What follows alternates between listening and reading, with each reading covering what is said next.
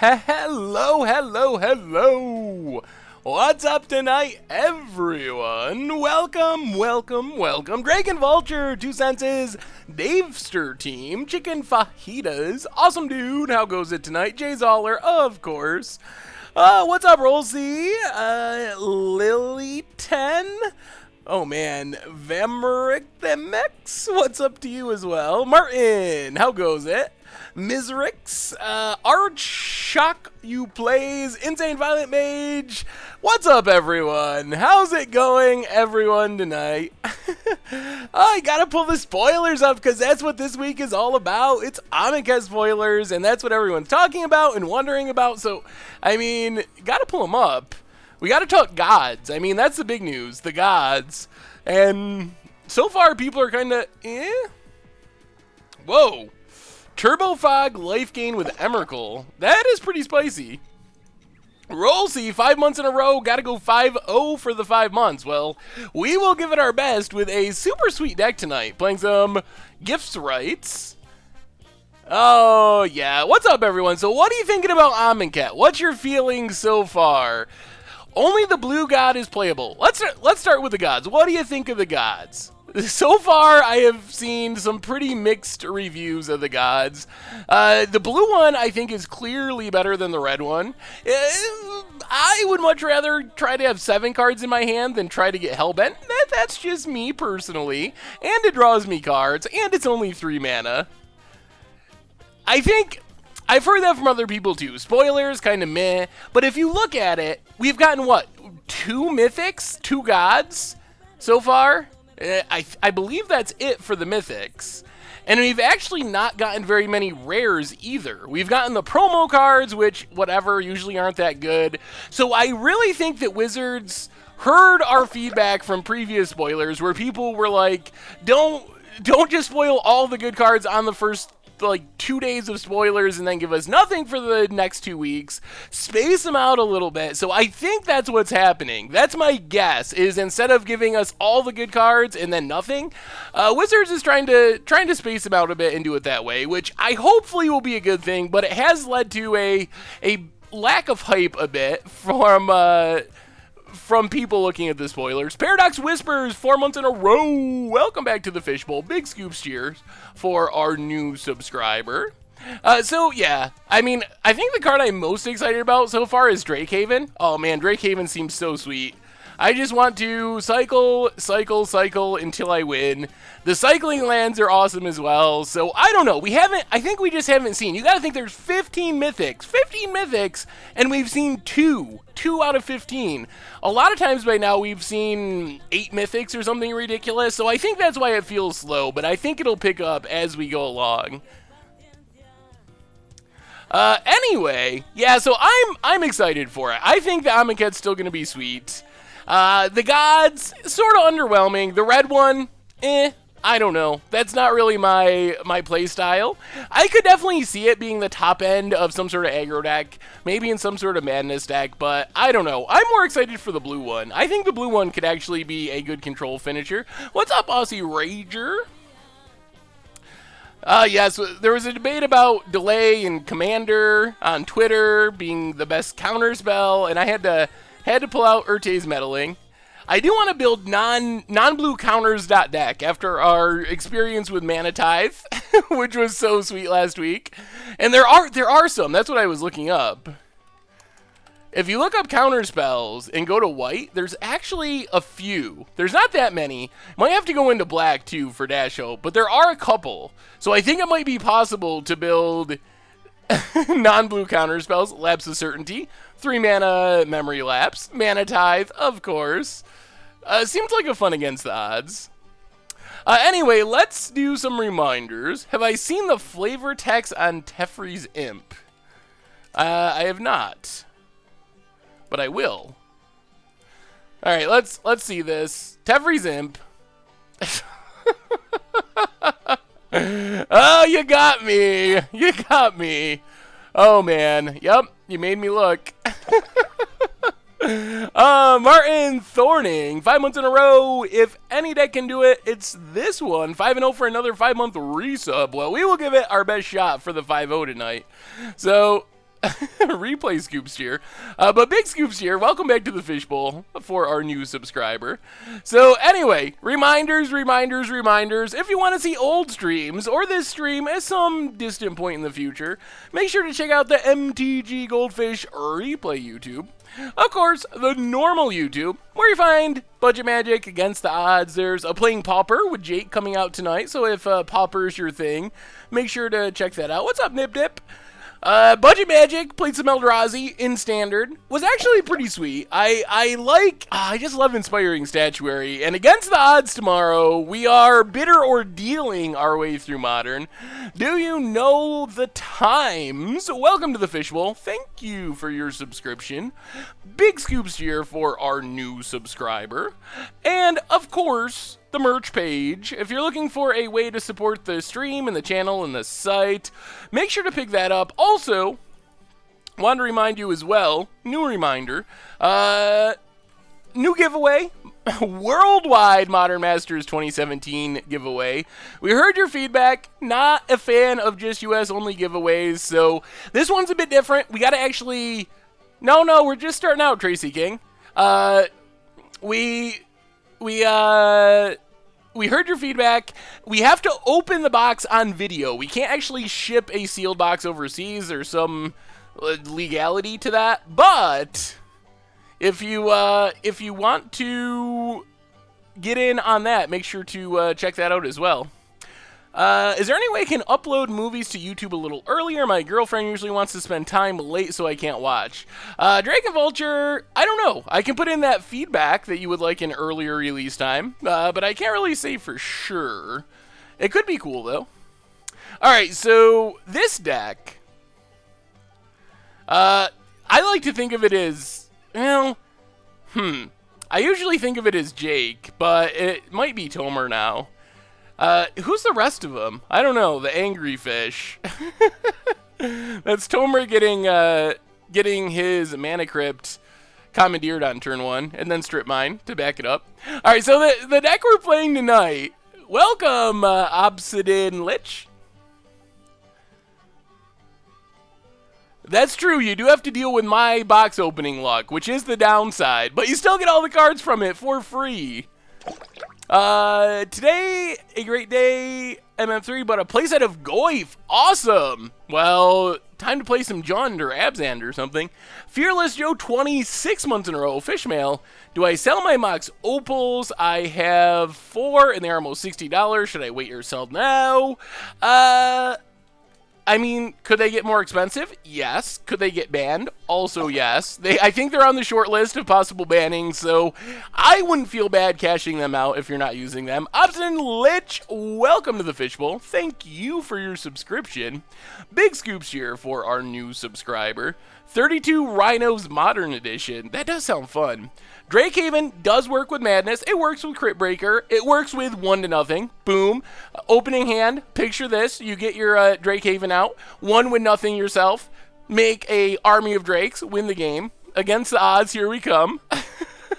Alright, so what we're playing tonight, we're heading to Modern for 4-color Gifts Rites. And this deck is super sweet, because it's got a lot going on and a lot of play to it. So, number 1, the goal of this deck is, I mean, the primary goal, I guess, is to resolve a Gifts Ungiven, maybe on turn 3 with the help of Noble Hierarch. And then when we resolve Gifts, we search up Unburial Rites and one of Elesh Norn, if we're in a creature-based matchup, or Iona, if Iona is a good lock piece in the matchup.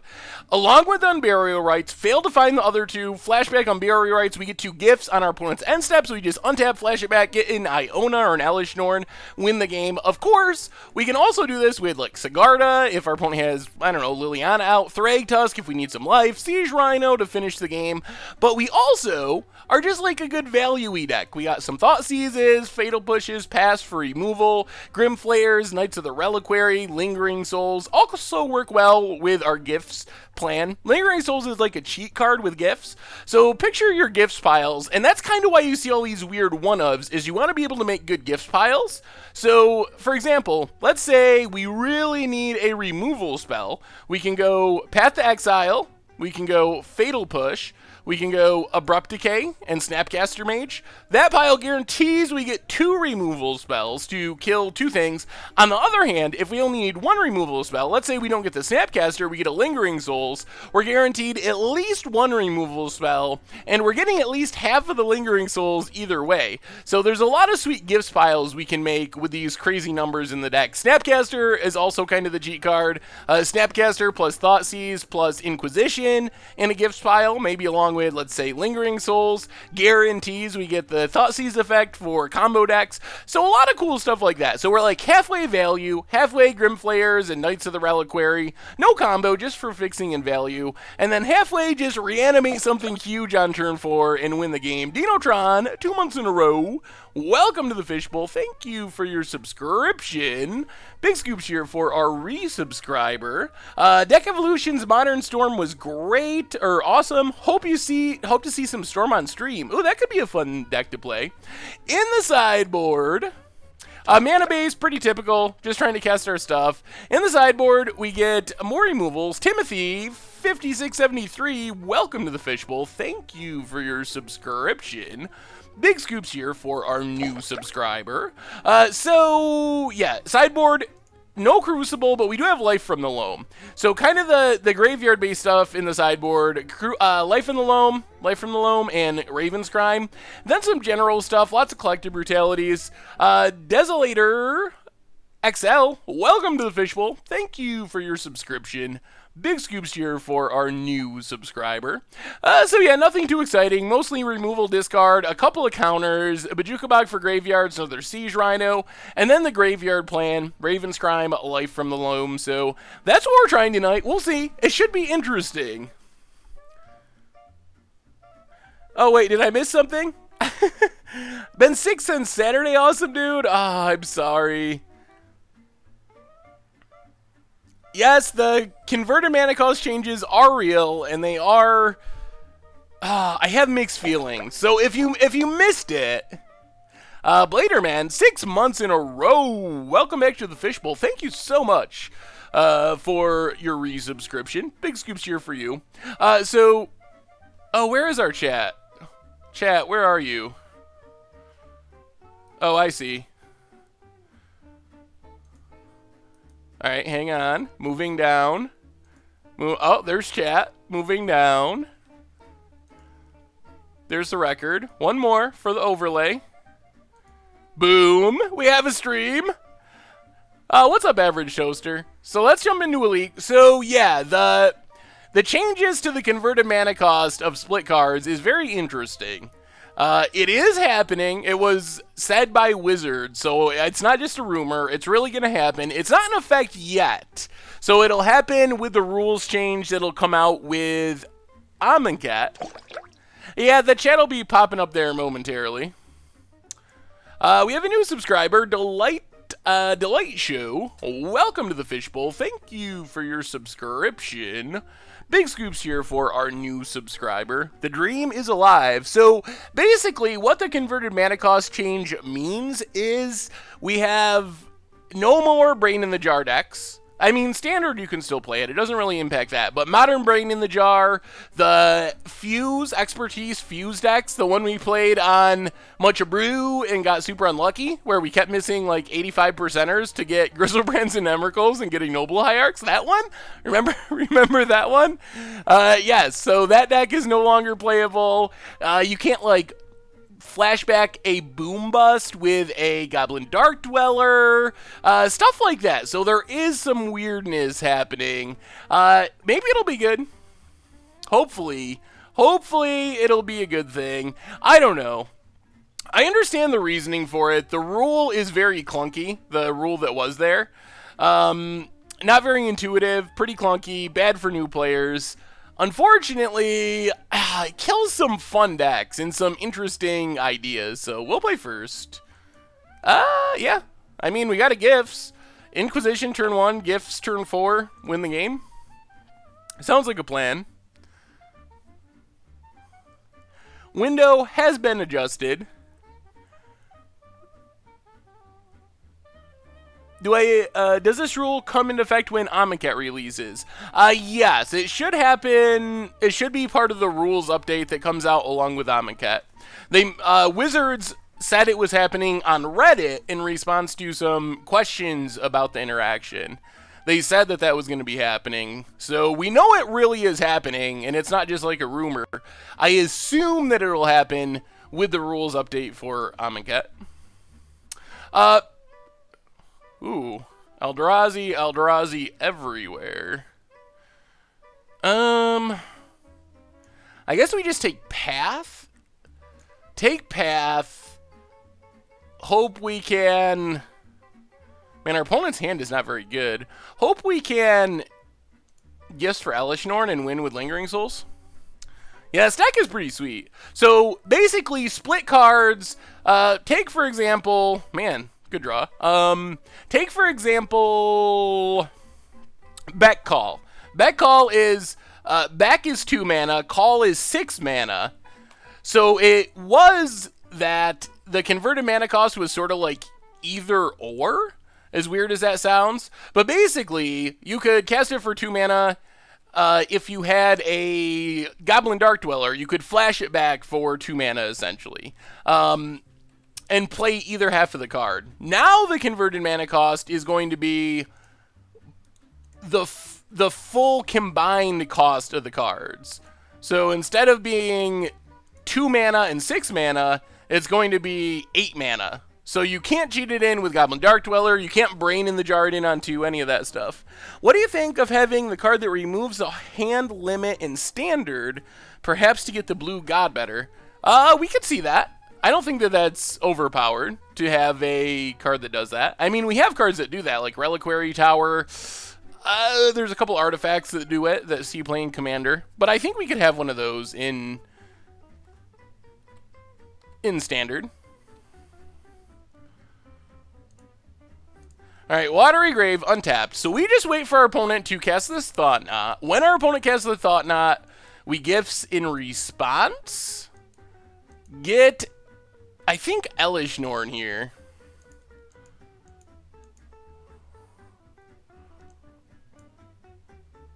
Huh, what does this mean? Wait, chat. Yeah, Reliquary Tower would be a sweet one. Spellbook, thank you, thank you. Yeah, Midnight Oil the Nanbu. I think it's a very good control finisher as well. I like the blue god. I mean, you gotta be playing control. What do I think about White-Black 8-Rack Smallpox? I haven't played that exact build, but it looks sweet. We played White-Black Smallpox the other day, and it was good. It wasn't an 8-Rack build, though.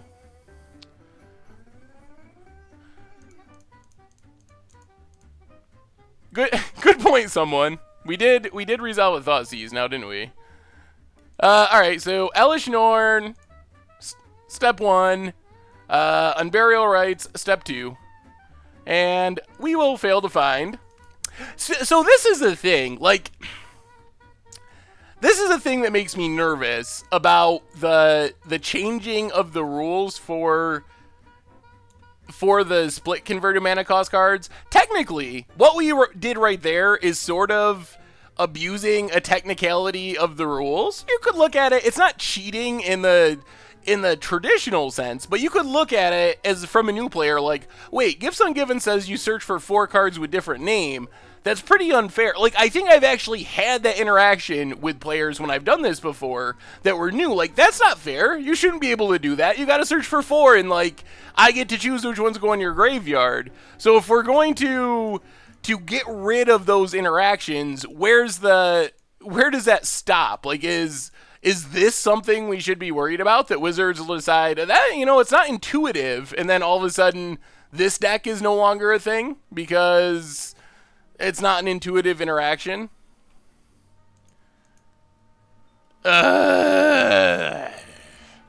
Opponent drawing the path.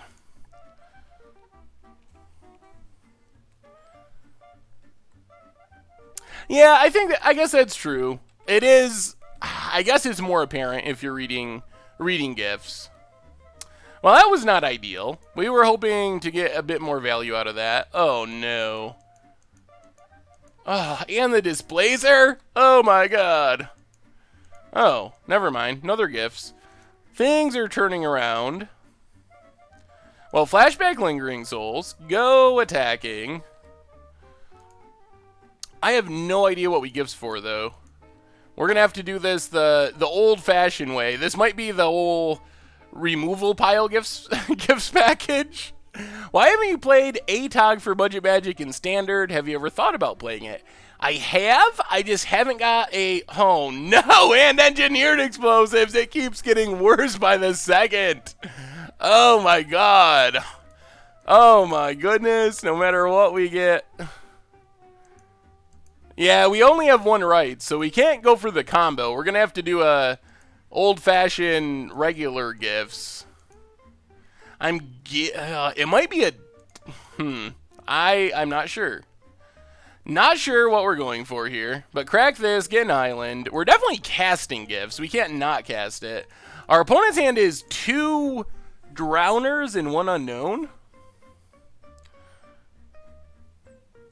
We could go Big Thing gift pile, I guess. Liliana's reasonable. Snapcaster is pretty good because it gets back a gifts or a Thoughtseize, which is not bad. I don't know, chat. What do you say? What do you say? Our Elesh Norn has got Path, so we can't play it again, unfortunately. No pull from Eternity. Yeah, I think the combo is super sweet, and I definitely think we'll end up playing a TOG. We might wait till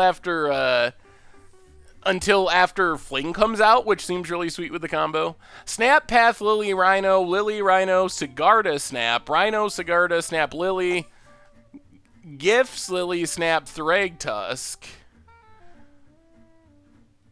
Well, just like, I was thinking like Sigarda, Rhino, Thragtusk, and then we're guaranteed to get one big, hard to deal with threat. I kind of like Gifts and Snap, that's true. If we take a Gifts and a Snap, they either have to give us more gifts and we get to do that again, or we get our other 2 cards.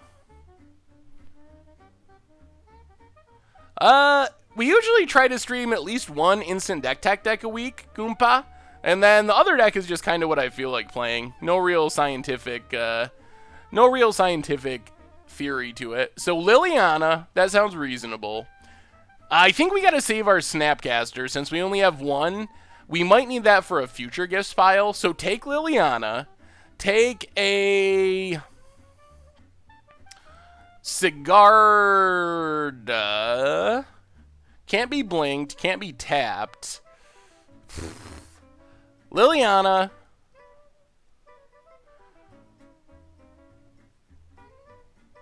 Gifts.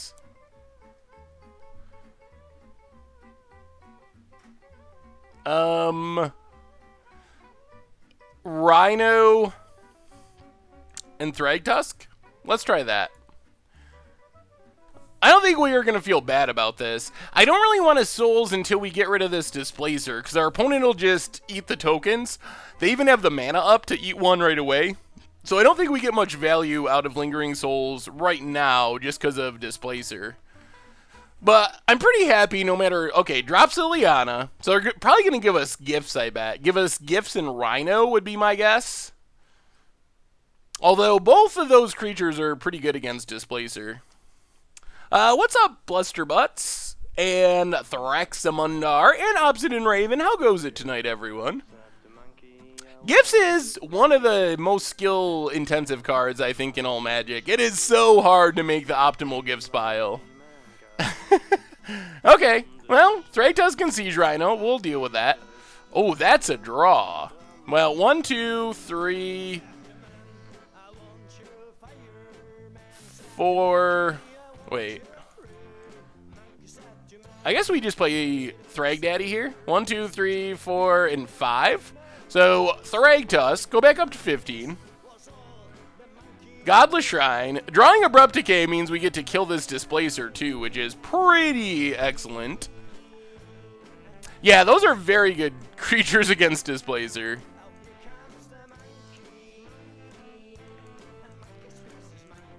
Opponent passes. Alright. Temple Garden. That's not exciting. Let's get in with Drag Tusk.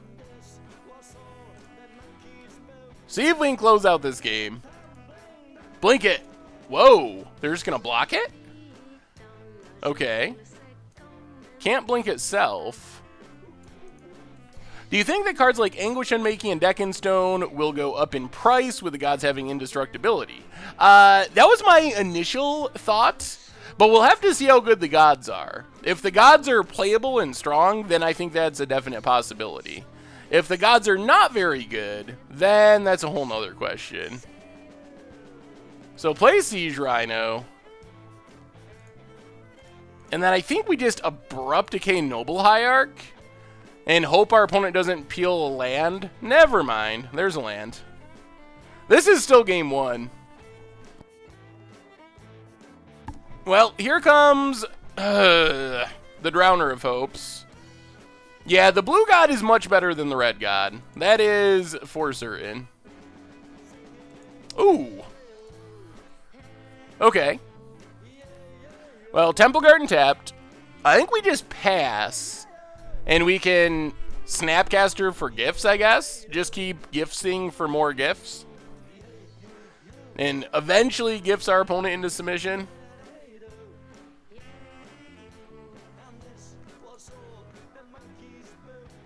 Or maybe we do it now? Because our opponent won't want to give us... Yeah, I think we do it now.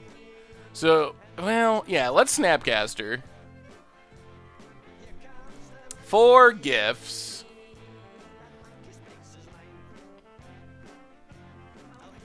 Gifts, targeting our opponent.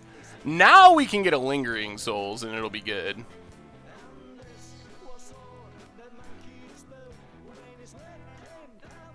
Yeah, maybe we'll get multicolor gods in the next set. That's a possibility. So let's see. 1, 2, 3, 4, 5, 6, 7, 8, 9. So let's take Sigarda. Take Lingering Souls. Thoughtseize and Path. I think that's a good pile.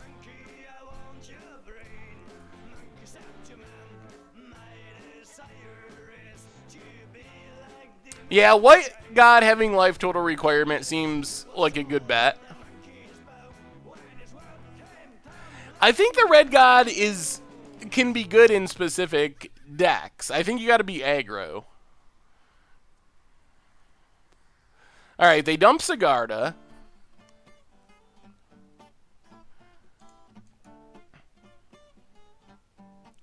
Well, pass the turn. Now our goal is just to win with Lingering Souls.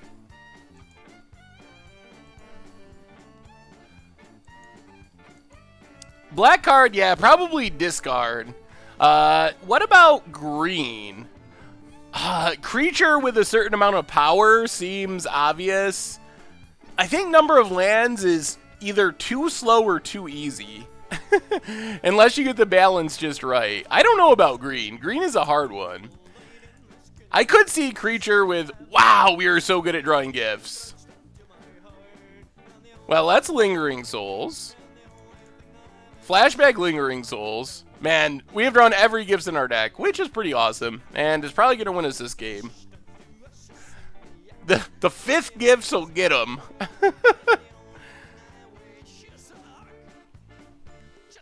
Opponent goes attacking. Well, I think we try to kill both of these. Because we just get to gifts for another Lingering Souls anyway. So losing a token isn't that bad. We actually might be able to just put a lethal amount of tokens out. What do you think that would do the new Green God? Not sure what the Green God will be. That's probably the toughest one of the bunch. MWM Deadpool 23, welcome to the Fishbowl. Thank you for your subscription. Big scoops here for our new subscriber. It would be funny if one of them requires you to have a card named Saheeli Ryan, a card named Felidar Guardian. So it only turns into a creature when you already have a game-ending combo. Alright, our opponent might just scoop to gifts number 5. Alright, so let's take Lingering Souls again. I don't even know. Gavany Township seems pretty good. I guess a Knight is fine, and a... We're running out of cards to gifts for. Alright, Iona. Iona's big. We can actually hardcast Iona. C. Crowder 5. Welcome to the Fishbowl. Thank you for your subscription. Big scoops here for our new subscriber.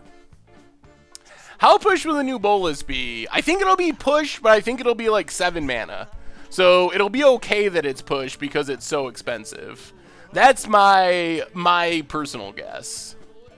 That it'll be like Karn or Ugin, where it's really powerful, but not everyone can play it because it's at least 3 colors of mana, and it's like 7 mana. That's my guess.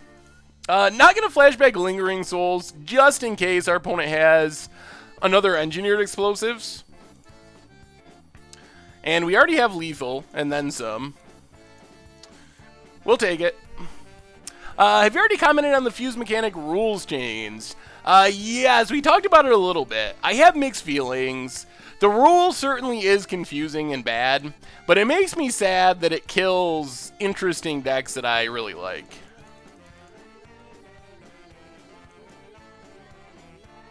Huh?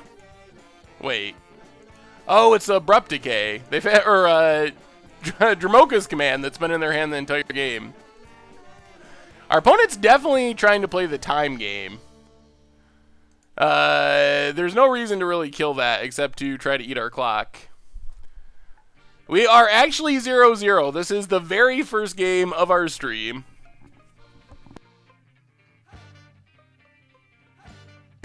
What about Shocklands? I don't think Dark Intimations is going to be good either way. I have never played Elder Scrolls Legends, but I've heard of it. I'd be interested in trying it. Yeah, that would be the best if it's actually the bait and switch, and when we get to Hour of Devastation, it's not Bolas, it's actually Emrakul in like a Bolas costume, and the Eldrazi come again, and it's miserable, and everyone hates their lives, and has to play more Eldrazi in Standard. Do you think Path or Thoughtseize will get a reprint in Amonkhet or Hour? Thoughtseize, pretty much 100% no. Path, like 99% no. We got a new black discard spell. It's nowhere near as good as Thoughtseize, but I think that's our discard moving forward.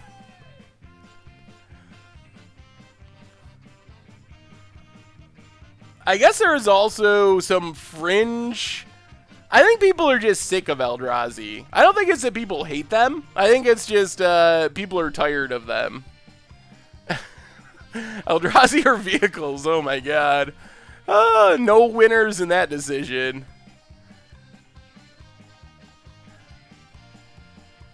We should probably actually sideboard at some point. Yeah, that discard spell I don't think is very good. I definitely can't imagine anyone playing it over Transgress the Mind before rotation, and then we'll see after a rotation. Have I tried out Fiera yet? I have not. That's one of the things I want to do, is try other digital TCGs, CCGs, whatever they are.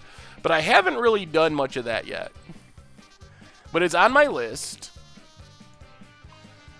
What do we even do here? Sideboarding crew. We're running out of time. I mean, I guess Path. Path is good. Probably want another Path. Do not want, I guess, Inquisition. We can go down. Keep one Inquisition for gifts piles. Nothing rotates until fall. Bog isn't relevant. Abrupt Decay, probably not necessary. Brutality, not for this matchup. Raven's Crime, Life from the Loam, maybe? Rhino, but I don't know what we're putting it in over. I guess Iona is not good in this matchup because our opponent has so many colorless cards. So we can just go a second Rhino over Iona. All right, let's try it like that. Oh, well, you're welcome, Antona Andreas. Sorry if I just butchered your name. Pretty confident I did.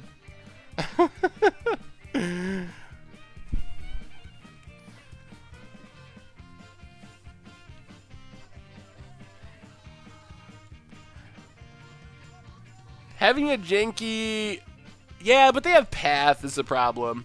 7/7's fine, but it still gets Pathed. I mean, I guess we could set it on white. Maybe it's still worth it. I think we're fine if we just tutor up like a Siege Rhino in this map. Oh, the Temple draw. The nightmare is beginning. Well, Vern Catacombs, crack it. Hopefully we can get a Watery Grave. And Inquisition. Ooh, that is lots of Reality Smashers and a Drowner. But no blue mana and no Thought Knot Seer.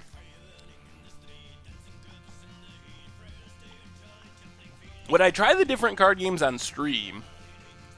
There's blue mana. Maybe? Alright, play that untap, pass the turn.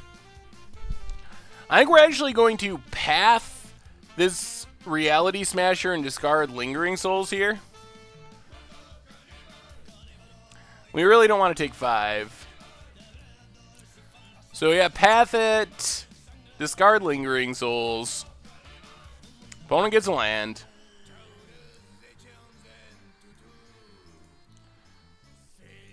We draw our Unburial Rites.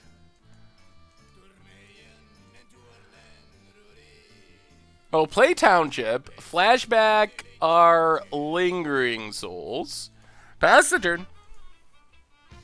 Will we see Shocklands being reprinted anytime soon? I think they're reprintable. I don't know how soon they'll be reprinted, but I think they definitely are reprintable. Alright, well, Path Reality Smasher, discard Unburial Rites. It would be sweet if we got one more land here at some point.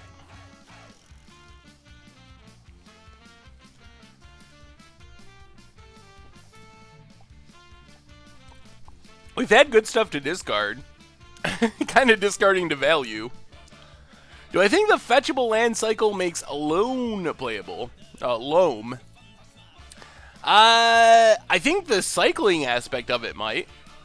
I think that definitely helps. What feels bad, awesome dude? I'll be right back, Captain Jam, with your cough medicine. I'll get right on that. Send me a message with your address, and we'll work that out. I mean, more playable. Loam is awesome, and I really like Loam, but I think Loam gets better because of it. Alright, what's their last... We know one card is Drowner. We don't know their second to last card. Something they're apparently going to cast here for 2 mana. Tracy King, send me your address. Get right on that.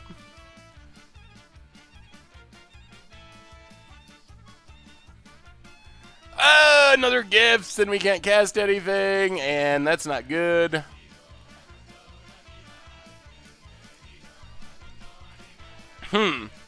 So did we fetch wrong? I don't think we fetched wrong, but I think that fetching was still okay. Just like I'll send Stu a playmat. I'll get him out all at the same time. Just hopefully I don't mix up the packages. Sky Spawner for our opponent. Yep. Come on, land. I think if we draw land and can gifts, we should be good. Gifts for Elesh Norn? Yep, there's a Drowner. Come on, deck.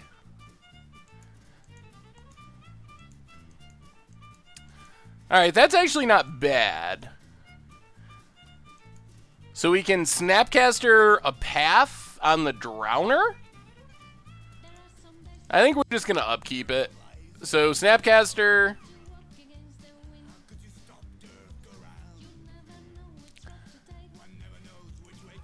Path. Path the Drowner. Could have pathed their own thing to get a land, but we'll draw a land sooner or later.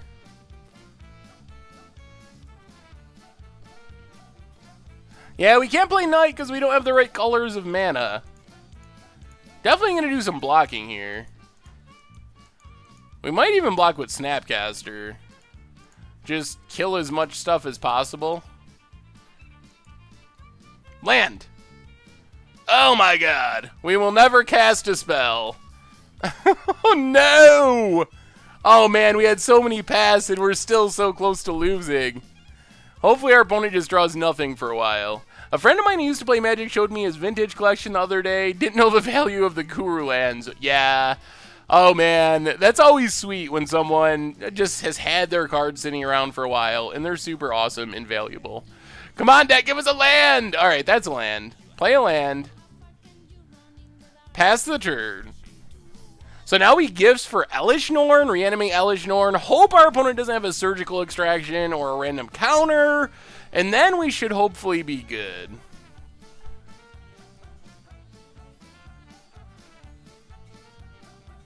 The announcement regarding split cards, we've talked about it a bit. The rule is bad, so in that sense, I'm glad that it's updated. But it makes me sad because it kills cool, different decks that I really like. But maybe it's for the greater good. I have mixed feelings, I guess. But the rule is definitely the original rule is definitely very confusing, so I can't complain too much from that perspective. Uh-oh. Uh-oh. Another Drowner? Yep. Alright. It is all about this Elesh Norn.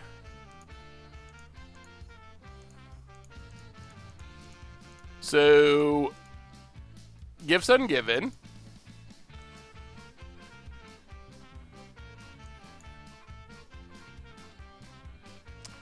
And search for 2 cards, Lingering Souls and Elesh Norn.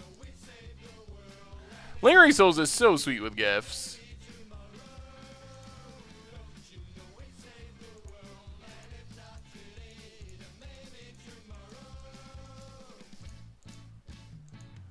And alright, we gotta go for it.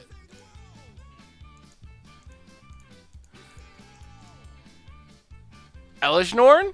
No surgical? One time? Alright. Elesh Norn down. Pass the turn. Oh, we still kind of need to draw something if our opponent has a path. Yeah, we have new emotes if you haven't seen them. Scoop Salt, Scoops Grin, Scoops Hype, and Scoops something. Uh-oh. Uh-oh. Smasher? Yeah, that's a Smasher. No attacks.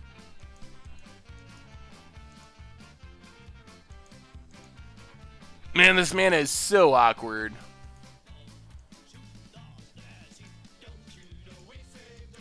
Well, I think we just need to play Knight of the Reliquary to hopefully fix our mana.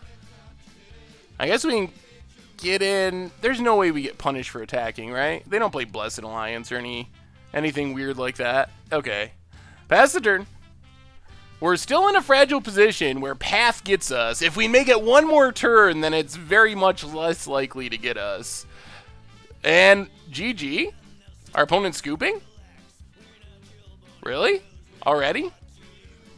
Or are you killing us? I don't know. Oh, opponent drew 2 caverns and scooped. Whoo! Okay. Well, we were going to draw more gifts. Well, 1-0! The 5-0 dream is still alive. We're getting there. Did not time out in round 1, so score 1 for us there. Ah, that was pretty sweet. Gifts our way past Eldrazi. Yeah, so is there a way to see a list of emotes for people that haven't seen them? I know we have Scoops Salt, Scoops Grin, Scoops Hype, and there's one more I always forget. I think there is a list, but I don't know how to access it. I'm so bad at stuff like this. We're playing 4-color gifts rights. Wow, Instamatch. Oh, Scoops what? Oh, that's what it is. Scoops what? I don't even know what's going on in that one. Oh, under subscriber? I guess I'm not subscribed to my own thing, so. What do you think about Elvish Storm and Commander with Yiva as a commander? That seems pretty good. In 4 drafts of Modern Masters 3, you pulled 2 fetches, a Snap, a Goyf, a Blood Moon, 2 Abrupt Decays, a Revelation, and 2 Pass. Nice, that is some value. Yes, 5-0 Dream, alive and well after round 1. Well, we're going to have all of our colors, and Lingering Souls is pretty good at gumming up the board, so I think we'll keep this. All right, and there's a gifts. Paid off. Get our tap lands out. Mull, that is not a word in my vocabulary. Heart of the cards, chat. You got to trust the heart of the cards. And, I mean, we had Lingering Souls. I actually don't think that... I mean, if we were playing against combo, this hand was bad. But against non-combo, I think this hand's fine-ish. Bloodstained Mire. We're going to get hit by a Thoughtseize. Am I getting a punt for keeping this hand? Looks like we're up against Abzan. This hand, I think this hand's good against Abzan. What do you think about Hanweir Garrison as a budget replacement for Geist of St. Traft in Jeskai Delver? Yeah, I mean, I wouldn't want to go to a tournament. Gotcha, opponent. Drew the Knight. I wouldn't want to go to a tournament with that plan, but I think that's fine if you're playing for fun. I think it's a reasonable substitute. Kira Ashmore, welcome to the Fishbowl. Thank you for your subscription. Big scoops here for our new subscriber. Opponent peels their land. It could be Abzan, I guess. Bloodstained Mire makes you think Jund. It's Jund. Yeah, it could be Death Shadow Jund.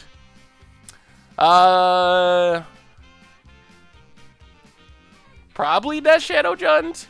Wouldn't mind drawing a path here, I guess. Let's see. Oh, this mana base. White, blue, black, green. I guess we just take Overgrown Tomb. Sure, that's fine-ish.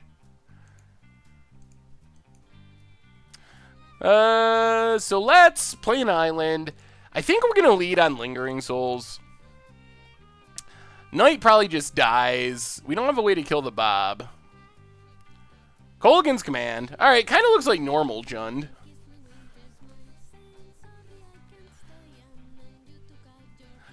Opinions on Esper Delve as a thing in Modern. It's a reasonable deck.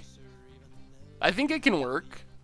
One of my friends has a Blood Moon from the Dark. How do I proceed? He thinks that I'm lying when I say it's worth money.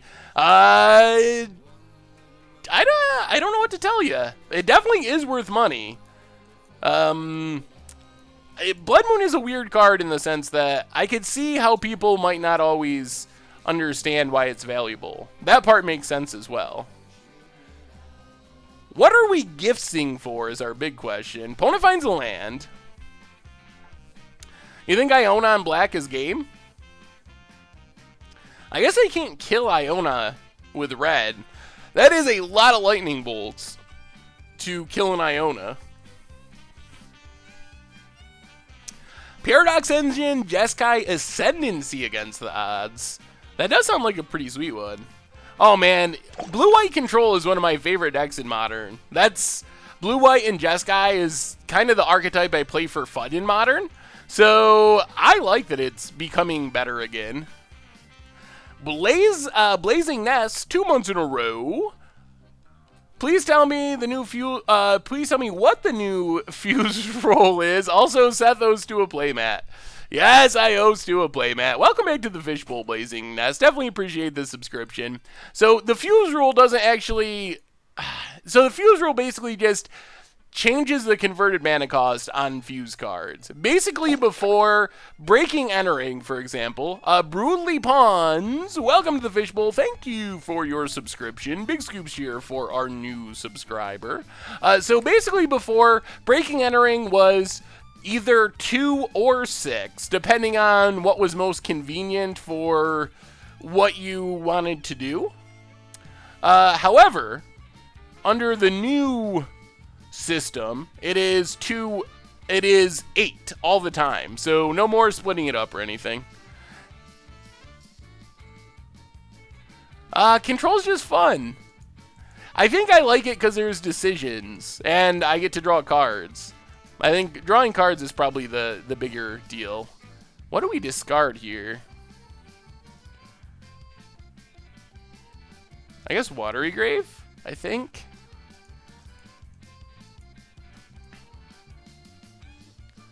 I kind of want to play... So I think we gifts for Iona and Unburial Rites. Our opponent shouldn't have any graveyard stuff in the main deck. Then I think we actually might just play... So Iona and... Where's Unburial Rites? Unburial Rites. So get those, but then I think we wait and actually play Sigarda first. So Liliana can't kill our stuff. I guess the only weakness would be Damnation. Oh yeah, I guess Ooze in the main is an issue. That's true.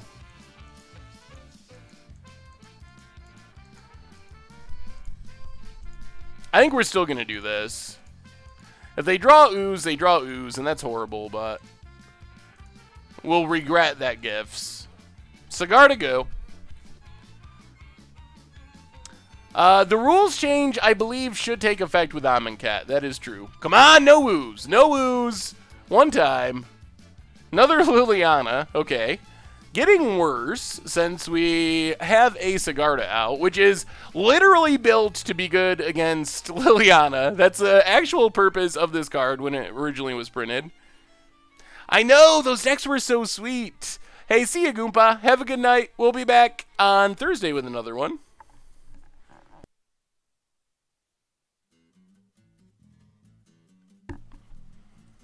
No Damnation in the main.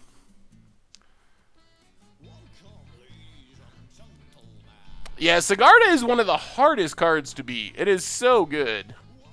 I think we just discard Knight here. I mean, either they find a way to get rid of our Iona in the graveyard, or I think they're just locked, essentially. So get rid of Knight.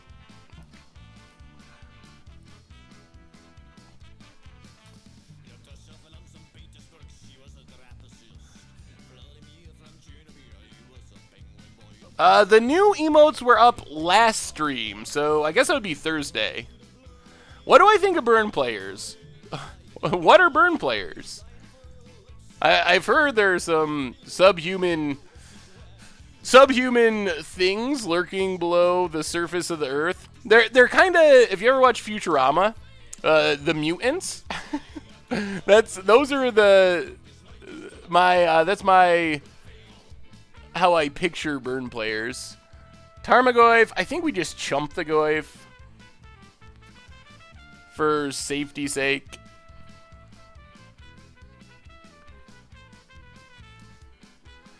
I have seen the Ponza deck with Madcap Experiment. It's pretty sweet. Yes, I know, I got the ugly basic. I just downloaded the deck list, and are they going to kill our spirit? Alright, it's a race. There goes our gifts. You killed our spirit. You hit us for 5.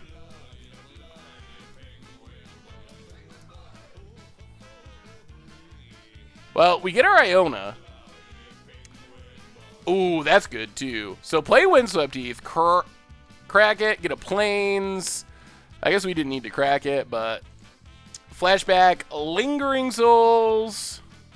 Flashback Unburial Rites, targeting Iona, the Shield of Emeria. And we will choose black, I believe. And I think we just hit our opponent. I'm not really worried about Liliana at this point. I don't think Liliana does anything on this board. It just makes our opponent discard a card. And this gives us the upside of potentially just killing our opponent with Dark Confidant.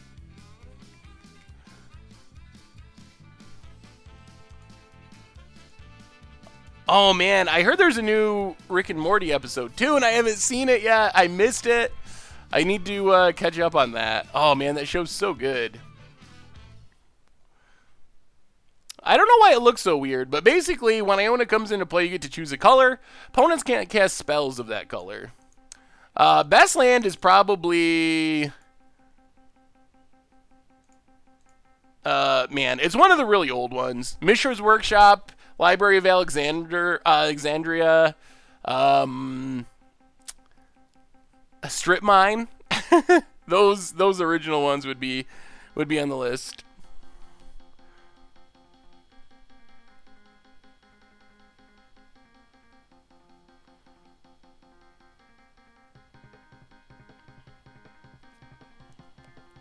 They're playing on Adult Swim all week, I believe at 10 p.m. I need it to be on the internet.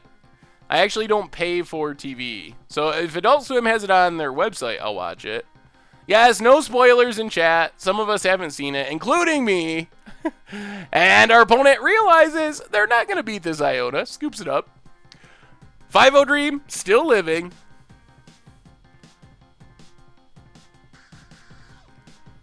It's on YouTube? Alright, I'll have to look on YouTube then. Alright, quick 30-minute commercial break, chat. I'm not going to be going to watch Rick and Morty real quick, so... I'll be right back. Don't go anywhere. Promise.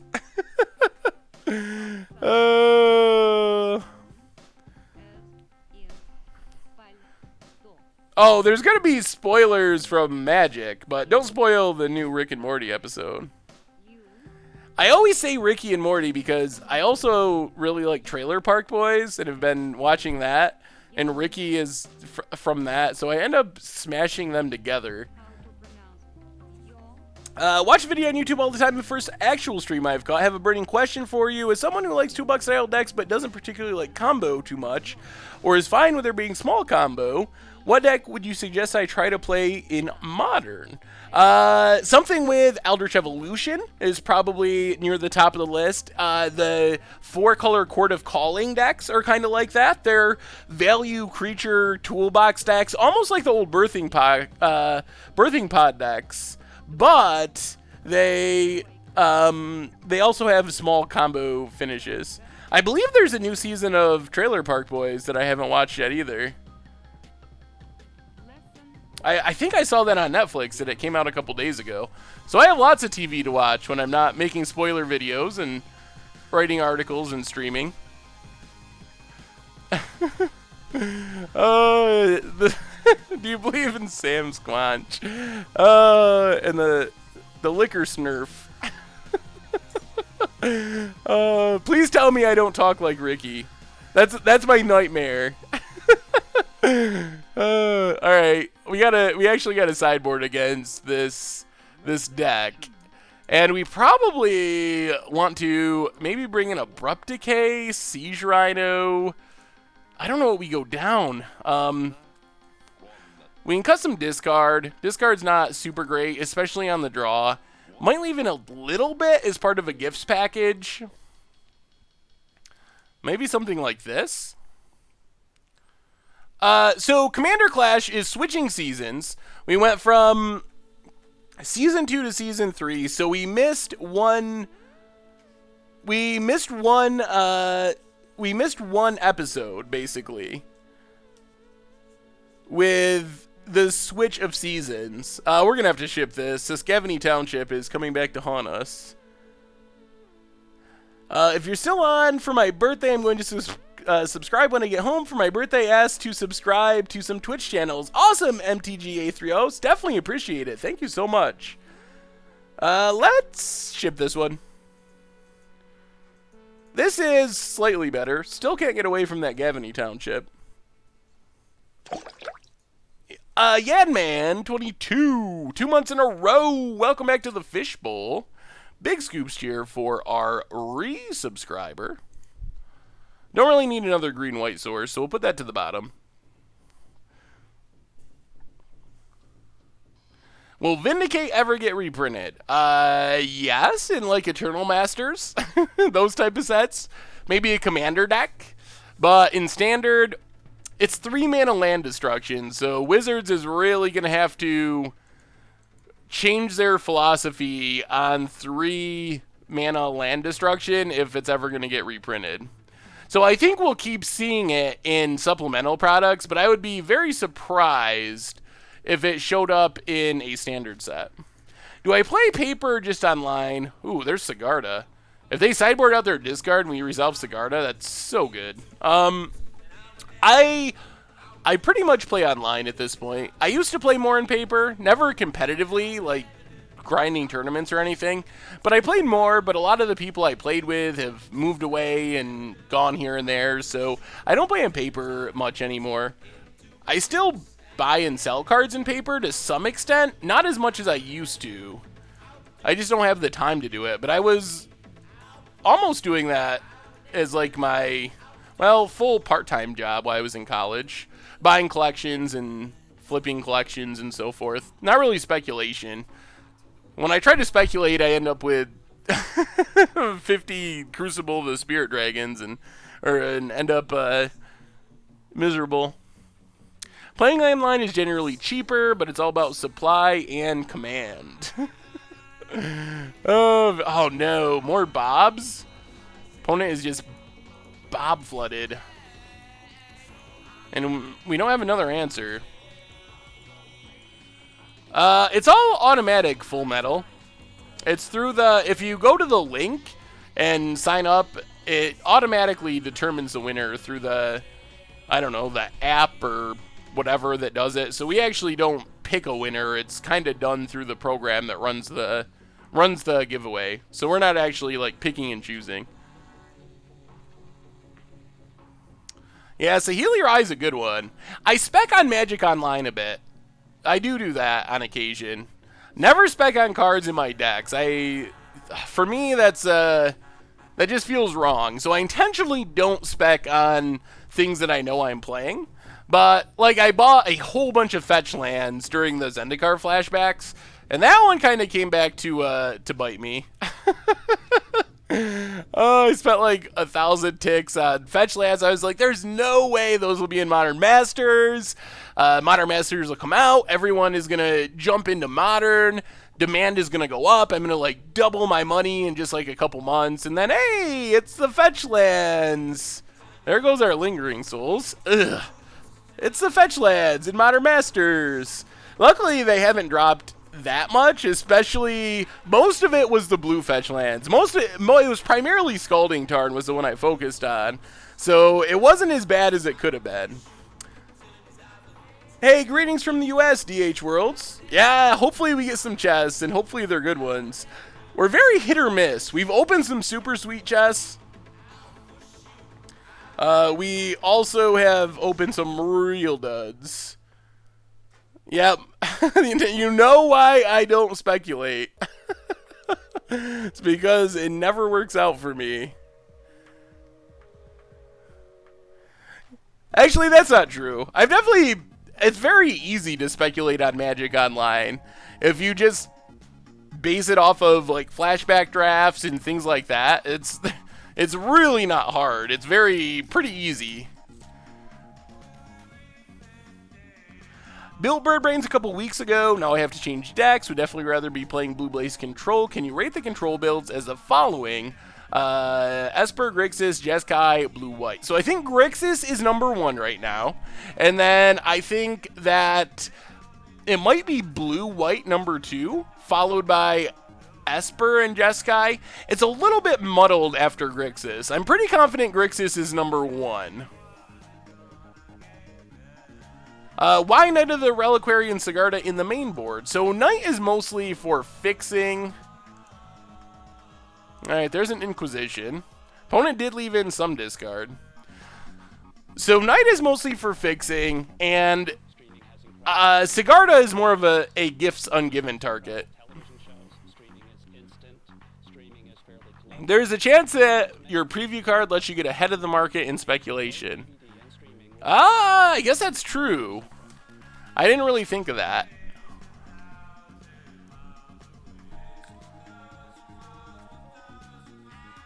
Thoughts on standstills and a few Mishra's factories in Legacy Miracles? Seems like it could be, oh my goodness, killing all of our stuff. Opponent really wants to get in with this Bob. Good draw, deck. Thank you. Thank you, deck. May I have another? Oh. I know! We keep getting crunched on time. At some point, when things slow down and we're not, like, in spoiler mode... What did our opponent get? Oh, Liliana. Okay. And we're not in spoiler mode. I want to dedicate, like, a big chunk of the cast to talking about changes to the Moto economy. Path or Swords to Plowshares? Oh no! And a Fulminator? We're just going to lose without casting a spell this game. This is getting worse and worse by the second. Gifts? Okay.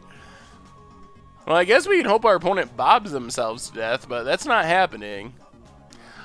Yeah, yeah, there's not really any comparison between the two. Hey, thanks for the host, Jim Davis, MTG. What do I think of the new Blue God? I think it's a good control finisher. Also think it's better than the Red God. Also think we're going to lose this game without doing really much of anything. Well, probably discard this Iona. Seems unlikely that we're ever going to cast it.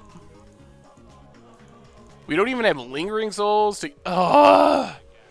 Alright, deck. You got us, deck. You got us good. Oh, that was a nightmare. Well, you can see the downside of 4-color mana base with Gavany Township. Sometimes you just never cast spells. Have I ever considered Cephalid Constable against the odds? I haven't, but that would be a sweet one. I've been having some trouble trying to make green-white hate bears viable. In my local meta, pretty much tier decks everywhere. Hey, thanks for the host, Sean McLaren. And everyone else. So many hosts. Mind Blake Trap, 2 months in a row. Joy, now we can't play Beck in the Beck Call Brain in the Jar. I know, it's so disappointing. Naya, have a great night. Be back on Thursday, a little bit earlier for you Euro folks. We're thinking of maybe trying to move a time slot earlier, specifically for you European viewers. It's something we're actually talking about. So hopefully we can figure that out. I know! Township is supposed to be like a gifts target or a Knight of the Reliquary target, not something we have in our opening hand. Should we change anything, chat? Any suggestions on the sideboarding plan? Mono green counters. Liberator, Scoured Bandar, oh the Bandar. Fairgrounds Trumpeter, Undergrowth Champion. Armorcraft Judge, Pima Outrider.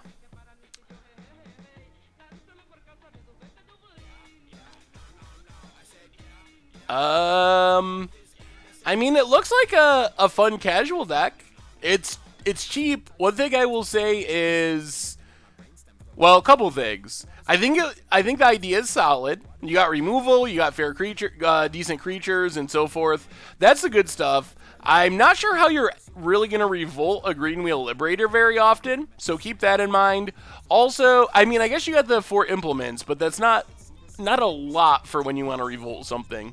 The other thing to keep in mind is 20 lands is a little skimpy with the 4 drops, and even Undergrowth Champion wanting landfall. So you might want to try to go up to like 22 if you can find a way to squeeze them in, but I think it can work.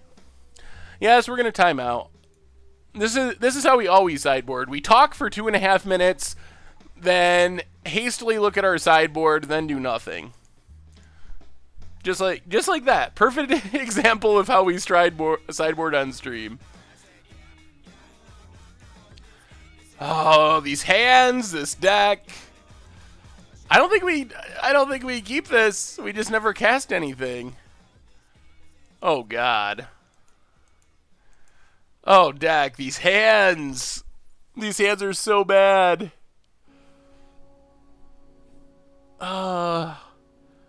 If we scry into a green source, this hand is kind of okay. I think we got to try it.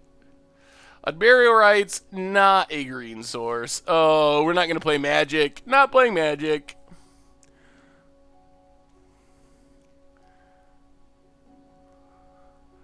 Abrupt Decay is very good. Been playing Marvelous Paradox build for a while. Really hard time with Mardu vehicles. Oh, that is a tough one. Oh, man. Oh, dear. And our opponent leaving in their discard on the draw.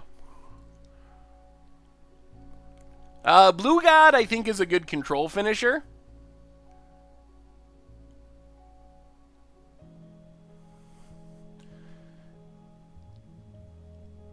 You think so? I had a feeling we were just never going to cast anything with that opening 7.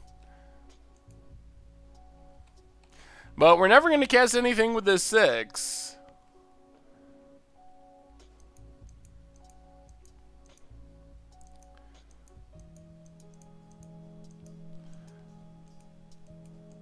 Hey, it's a Dark Confidant. Alright, well, we've gotten buried under Dark Confidants this match. Oh man, our opponent left in all their discard? That's very odd. You can collect a company out the Blue God. Are there any modern implications? I don't think really. See you, Mind Blade Trap.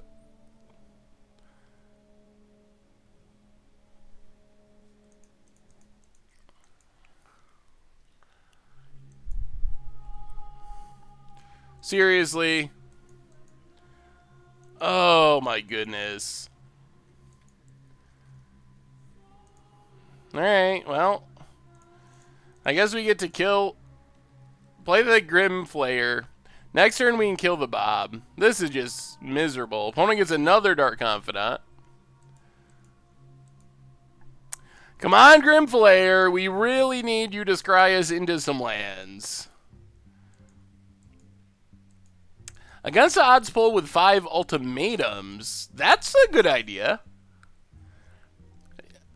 Yeah, I saw Fulminator's like the second most played creature. It's like almost 100% sideboard play, but it is near the top of the list. JSB911, 2 months in a row. How can I send you a message to fix not paying for TV service issue? Oh, welcome back to the Fishbowl. Thank you for your subscription. Oh my goodness. Big scoops here for our new subscriber. So I don't think the Blue God is good in turbo turns in Modern. Was the question turbo turns or turbo fog? Where's the question? I'm going to assume it was Turbo Turds, because Turbo Fog is not very common, but I think you just play Thassa. I can't imagine playing the new God over the old one. Fling Colossus seems sweet. Definitely Ravenous Intruder Fling or something Fling is a possibility once we get Amonkhet cards in the format. Yeah, we are getting Junded out of this game. Land? No, sir. Oh, this has been miserable. This has not been... The first game was fun, but this has not been a very fun match. So you have many things to open. Yeah, I do have many things open. A lot of them are required for streaming. That's part of the reason. Yep, here comes Dark Confidant. How do we get out of this? We know our opponent has another Maelstrom Pulse. I guess we're hoping our opponent flips some more expensive stuff off Dark Confidant. Saffron Olive at mtggoldfish.com.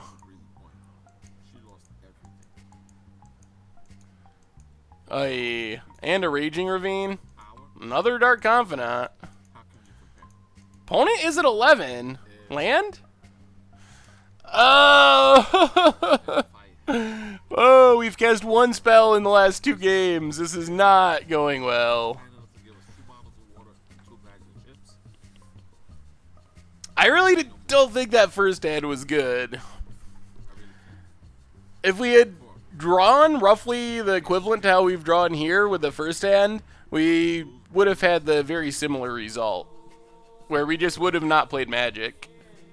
Come on! 5 drops off Bob. Verdant Catacombs. And Bob number million. Yep, alright, scoop time. Well,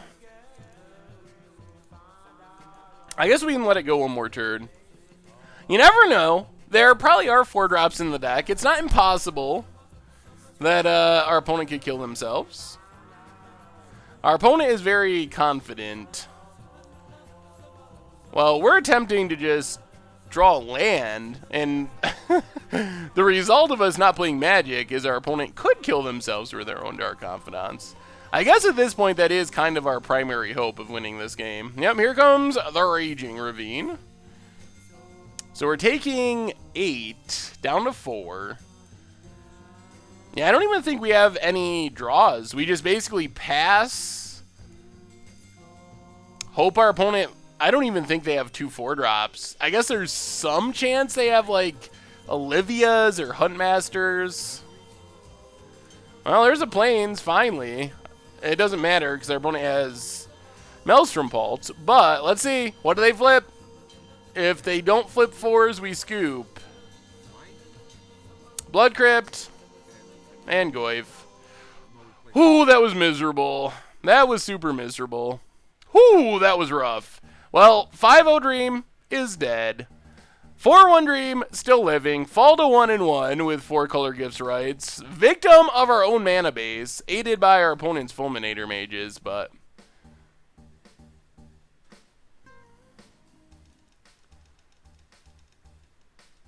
have you seen any of the Abzan Aristocrats list running around Modern?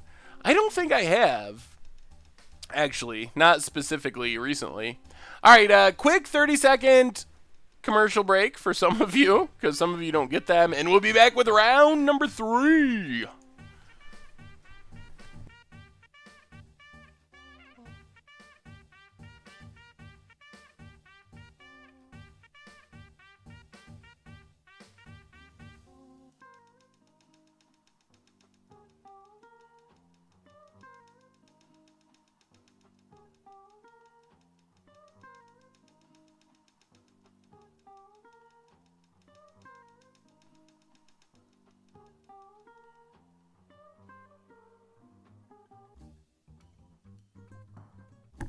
I was thinking I'm just going to, like, run the same ad, like, 10 times in a row. Do that at streams now. How... Gavity Township! A pox on you! How does that keep happening? Oh, we're going to mulligan into Township. I know it. Alright, mulliganed away from Township for once. 8 whack is reasonable. Do not want to draw Iona. Ooh, Control A. Well, Lingering Souls should be good. Let's just Inquisition. Oh. Oh, it's Blue-White Spirits. Okay. Well. Huh.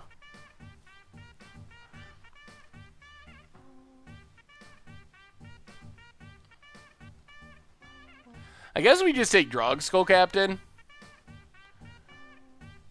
If our opponent wants to path our Grimflayer, that actually might not be a bad thing since our mana situation's sketchy. I like 8 whack better than 8 rack, personally. 8 rack is maybe more competitive. They're actually fairly close, I think. Opponent finds a Thalia. Well, Temple Garden, untapped. Play the Grimmest of Flayers. Huh, Thalia in Spirit Tribal. Interesting. Thalia is actually pretty good against our Lingering Souls.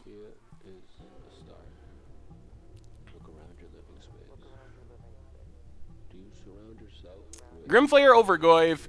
Grimflayer over Goyf because we actually want to we want to get cards in our graveyard, so there's actually value there.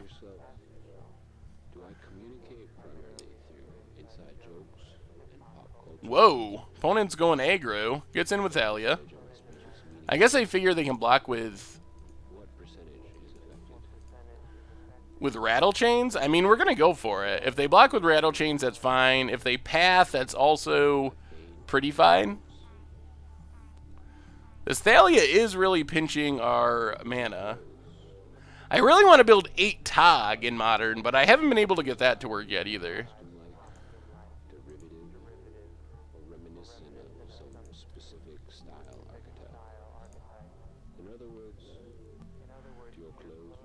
Yeah, Bolding Thalia would be nice. There's 4 the Rack and 4 Shrieking Affliction. Yes, Commander Clash is back this weekend. It is back, well, whenever Tomer gets it edited. Friday night, Saturday morning.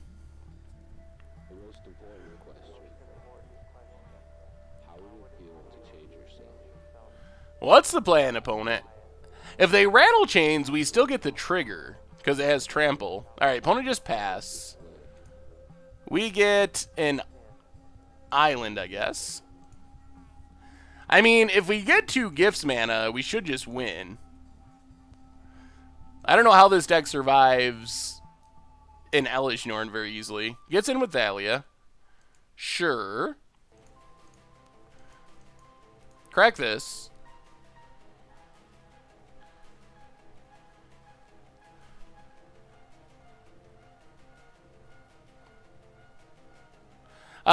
The replacement is a surprise. So I can tell you it's coming back on Friday/Saturday. But the actual replacement is still a surprise. I guess we just get Overgrown Tomb. There's the Plains. Alright. Well, let's go on the...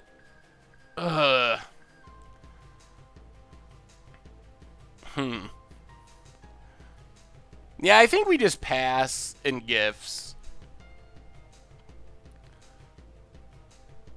There's Rattle Chains. I mean, our opponent could find a counter spell, I guess. But even that's not the real end of the world.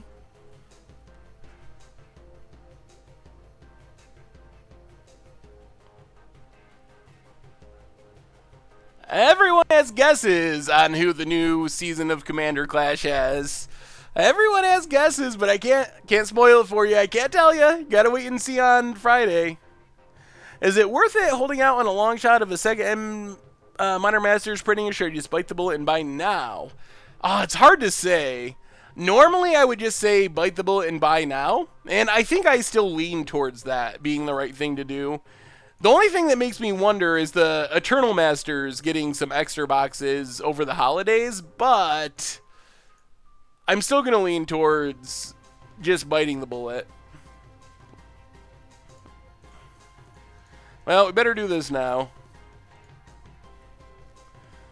I guess our opponent can't do anything, so this should do it. We get our Elesh Norn, and we get our Unburial Rites. Thank you very much. Goodbye, opponent's board. Can't mana leak because your own Thalia. Opponent's kind of locked. Watch them have Mana Tithe. Mana Tithe would get us super hard. Do we play around Mana Tithe?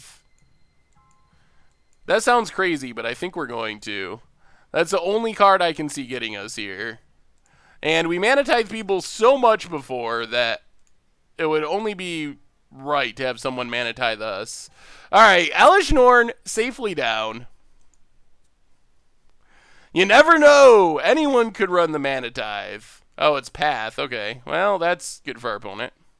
At least we have a basic, and our mana is super good. I still feel like we're pretty much in control of this game. Oh, wow. Even more so now. We get to Lingering Souls.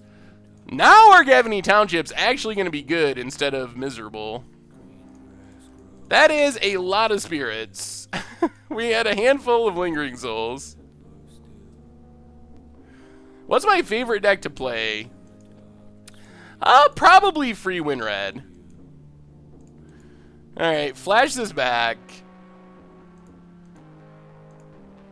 Township it up. Township is finally not making us miserable for once. Yes, we have more spirits than our opponent's spirit deck. The irony.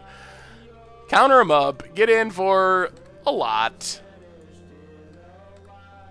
And our opponent needs like a Wrath now, I think, if that's a thing they have. Definitely not Infect. Infect is the opposite of my favorite deck. What do I think of the Seismic Swans list?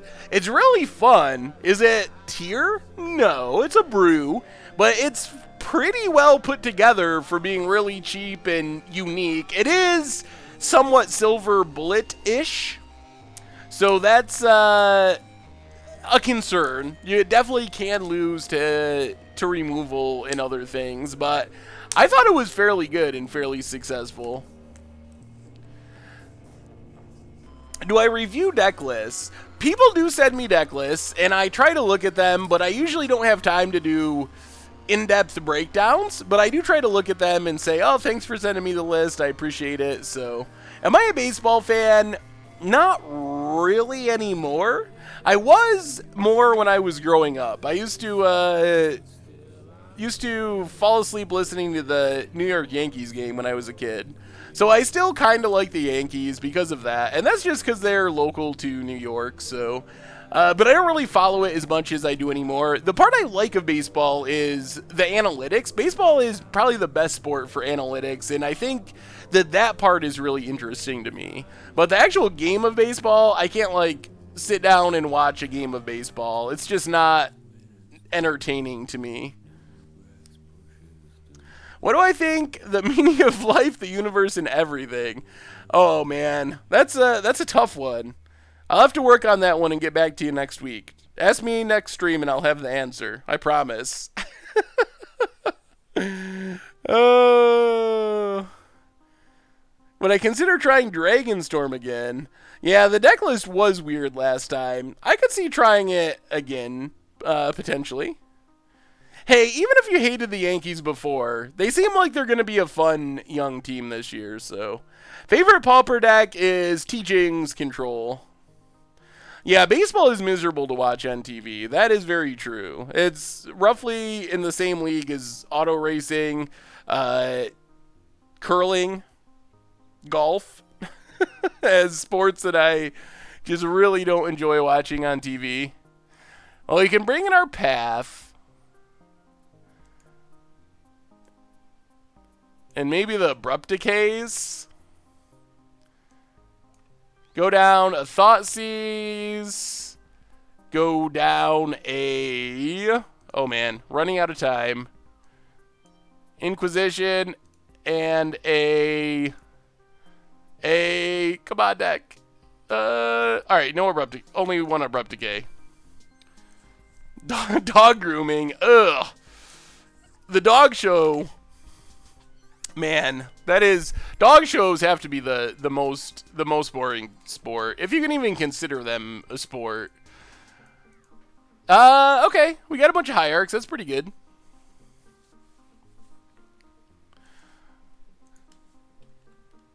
I asked Richard one time if he curled, because he's from Canada, so I figured he probably... I think curling is big up there. But he said no. He is not a curler. Oh, I should send you my Rashmi EDH for next viewer submitted. It basically plays a heap of flash creatures, Genesis Wave, and Seedborn Muse. Ooh, that sounds pretty fun. Oh no. Vial and Arbiter. This is not ideal, but let's pay for Arbiter. Play Flooded Strand, crack Flooded Strand. This is risky if we get Ghost Quartered. Get a Watery Grave, untapped, and Inquisition. No Ghost Quarters, please. Oh, Wanderer? Okay. Yeah, you got it. It is countered. Pass the turn. No Ghost Quarters, no Ghost Quarters. Hurling is an Irish sport. What commander did I run for Anything Goes week? What did I play? Oh, alright. There goes our reanimation plan. Rest in peace. That's probably why our opponent was so keen on countering that. And keeping this 2-lander. I guess they have Vials, so 2 lands is better than it looks. Yep. Vials in... Thalia.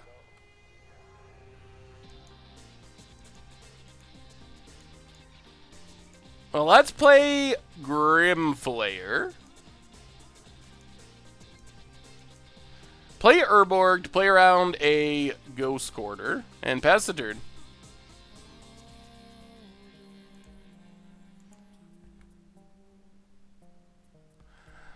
Should have led on Inquisition. I think we're actually still in good shape, but you could be right. That could have been better to just lead on the Inquisition.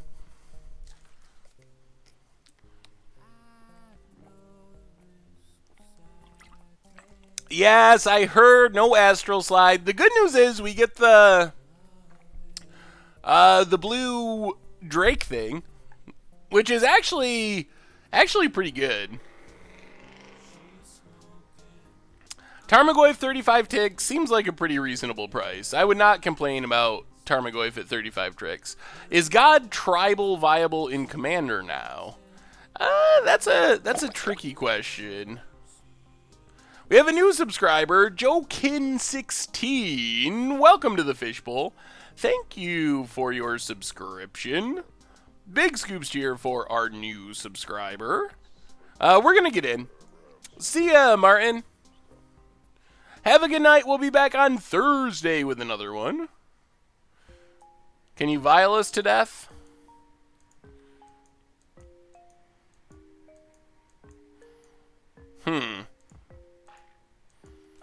Can we afford to pay for this path?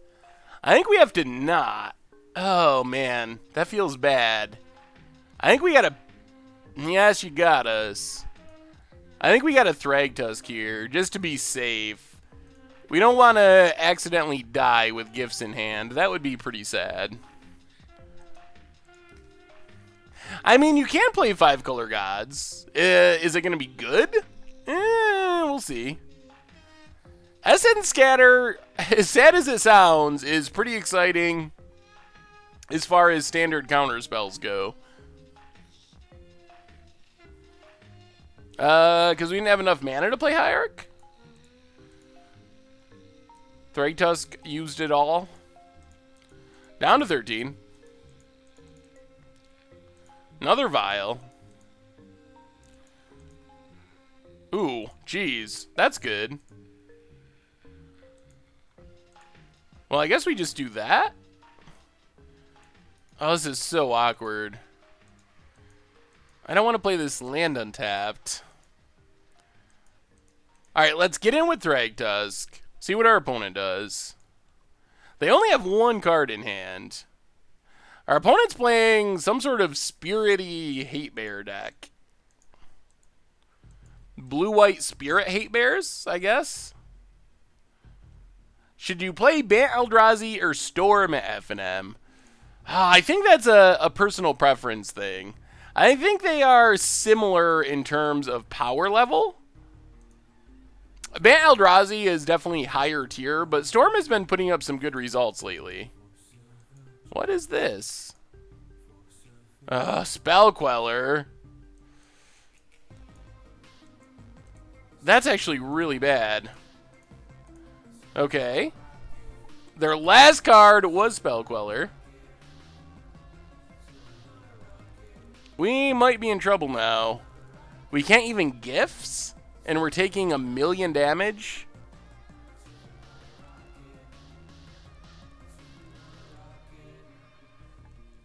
Yikes.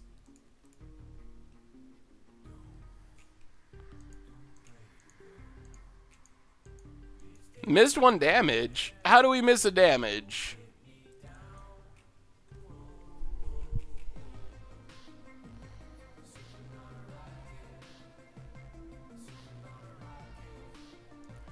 Alright, pass the turn. We need to draw another removal spell, I guess.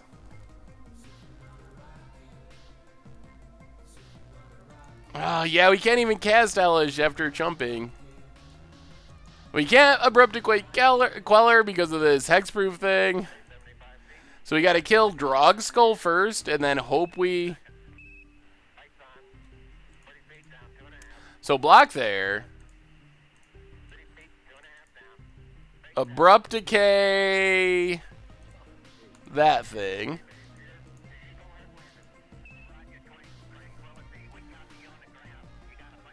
And lose. Oh, boy. Not happening. Alright, that Spell Queller got us good. I think OG Counterspell could be fine. I'm just trying to hold on to my breath. That is really something. Yeah, we should have chumped there. I mean, we could have chumped to stay alive. We were dead either way, but we could have chumped to try to stay alive another turn. So I'll accept a punt for that one. We can't abrupt the Spell Queller because it had hexproof, unfortunately, thanks to the Lord that we killed. It gives all the spirits hexproof. Yeah, I actually think Mana Leak is often better in Standard because of the mana cost. Double blue on turn 2 is actually kind of a challenge. I think delay is actually good. Why is Dejru's Resolve $37? That's an error on TCG players' side. They have 2 copies listed, and one of them is for $40 or $75. So the average ends up being $37, and that's throwing off everything. I think that Jund is the more established Death Shadow deck, so I'll probably go with that for now. I believe we will have a spoiler card, but I believe you will not be seeing it for a while, near the end of spoiler season, assuming we do have one. What do we cut if we're going to bring in Abrupt Decay? That's the other question.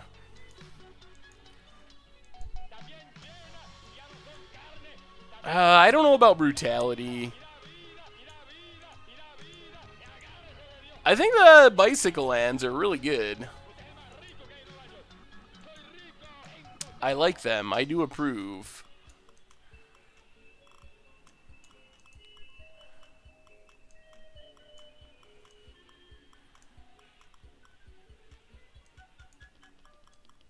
I guess we can just go collect your Brutalities over the other discard. Although turn 1 discard is so much better because we can get an Ether Vial. Alright, let's just run it like that.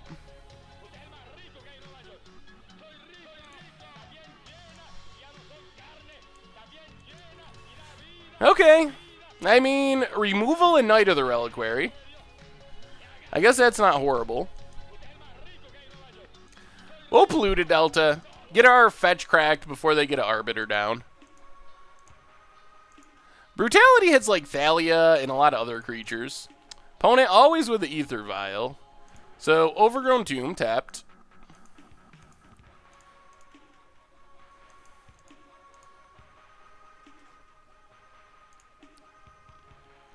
Yeah, let's just Godless Shrine tapped. Pass the turn. Hopefully Knight of the Reliquary is sweet for us.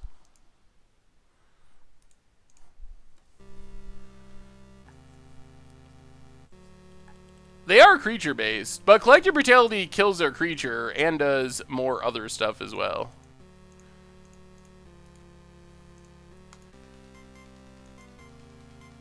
Jeez, this is instant replay. Opponent is really good at getting this exact draw over and over again.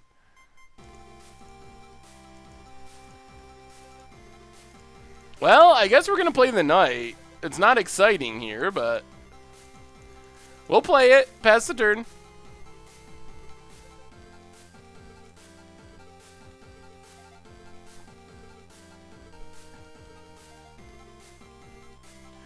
We have half of our discard in, and we have Collective Brutality. And wow! All right. Opponent's draws have been very strong. Lining up very well with our deck.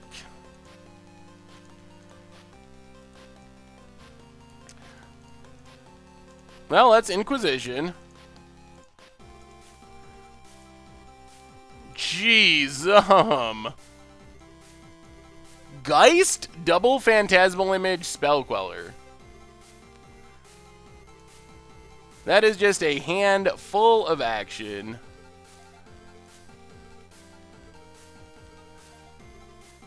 Pass the turn.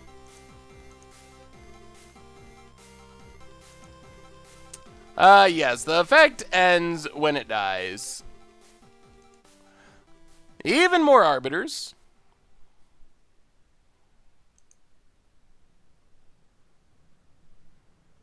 Yeah, we gotta take the Geist. Oh, man. This is pretty miserable.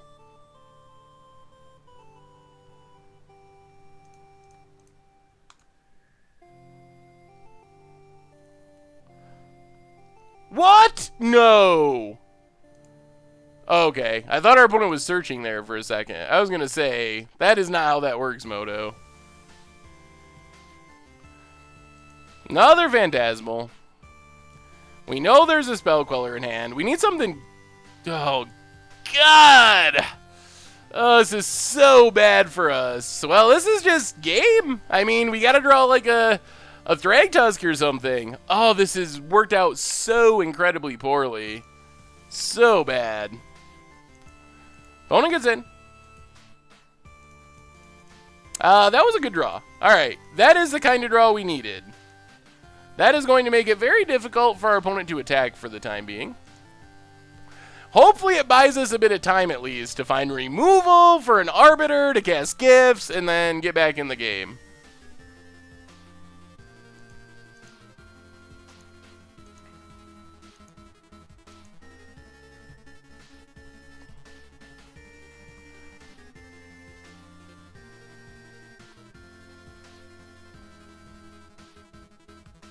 Should run a billboard near Pro Tours and GPs? That would be interesting. Well, alright, you can get your Spell Queller value. Or not. That's fine too. Things are shaping up. I have no idea why our opponent did not Spell Queller that, but we will take it.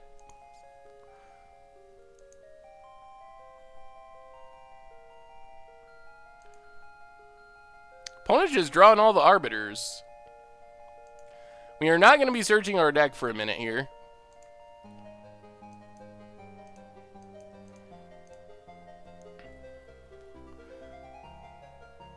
I think we're going to attack.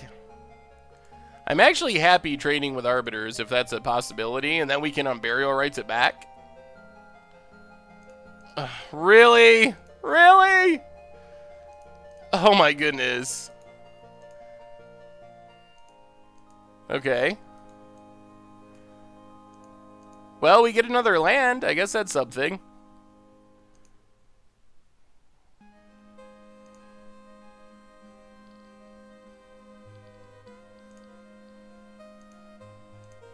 Come on, deck. Give us something.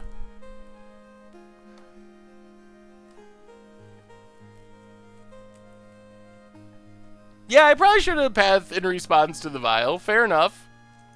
Another Vial for our opponent.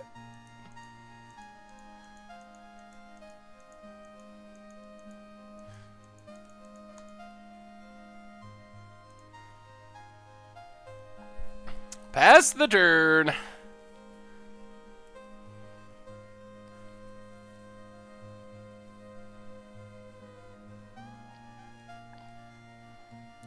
Well, I guess we keep thinning our deck the old-fashioned way, ignoring all these Arbiters.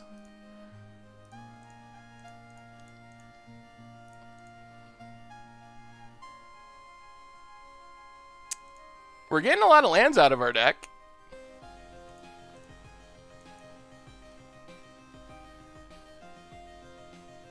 Are we to the point where we can pay for these Arbiters yet?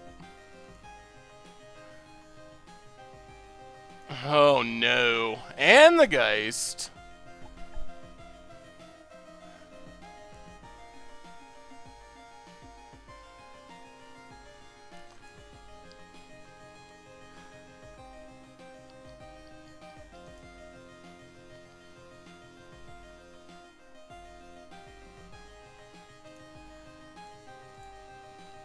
Four, 5, 6, 7, 8, 9, 10.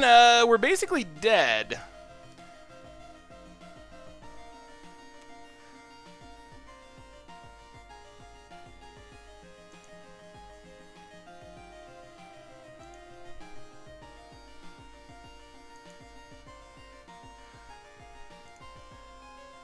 Liliana, not helpful. And we should probably just scoop. I guess maybe we stay alive so we can play Liliana. It gets spell quellered.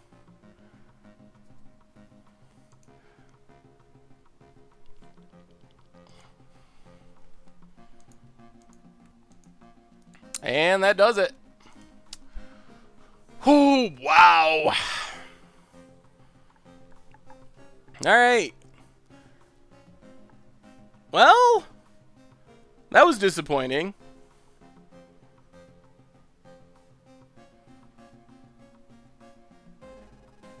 I mean, if we blocked an angel, we would have died there.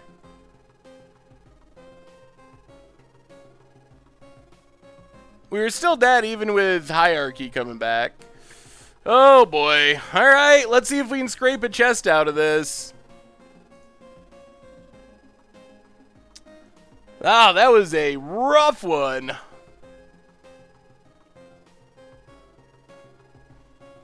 Yeah. I mean, if we pathed earlier, there would have been less Arbiters. Would we have won? Maybe? I don't know. I mean, our opponent had a pretty solid draw. And there still would have been, like, multiple Arbiters, because our opponent drew 4 Arbiters or something. So that's a lot of Arbiters to be drawing. Pestern. Champion of the Parish. Alright, so this is probably a deck that loses to Elesh Norn and Iona, if we get there. Let's just Grimflayer Pestered.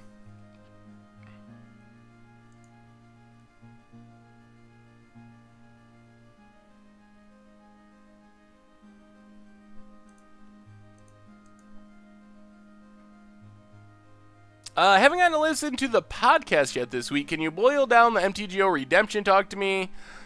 For me, will I have time to redeem my sets if I wait until this weekend? Oh, well, yes. The redemption doesn't go down for another, like a month after Amonkhet releases. So you have time if that's when you're going to do it. So don't worry about that. See if our opponent double blocks. They do not. Mill Gifts, Mill Lingering Souls. We'll keep Path on top. Then play a Plains, flashback our Lingering Souls. I think we're going to get this one. Play Noble Hierarch, pass the turn. So yeah, the redemption talk is a big, all-encompassing thing about Moto redemption and changes to the economy. So it's a lot to go into right now, but you're safe to redeem if your plan is to redeem this weekend or whatever. That should not be an issue at all. Alright, opponent, just gonna keep attacking. I guess that's what you do with mono white humans. You just keep attacking. Thankfully, we have our 1 Thragtusk in hand, which is pretty good here. And we get to keep Grim Flayering. Ooh, does our opponent have Path? Oh, what set should I buy to redeem? Oh, man. I don't even know about that. For a profit, I'm not sure there's anything I'd buy to redeem right now. So I guess it would depend on what sets you really wanted. If you wanted some to play with. As far as making a quick and easy profit, it's not that easy at the moment. Alright, opponent pass. Yep. We'll get a forest.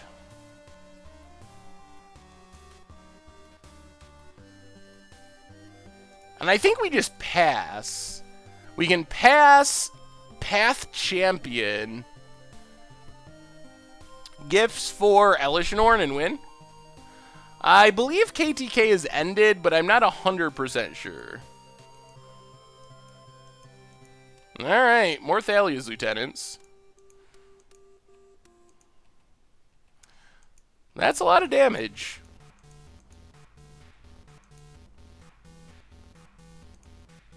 Alright, we gotta path it.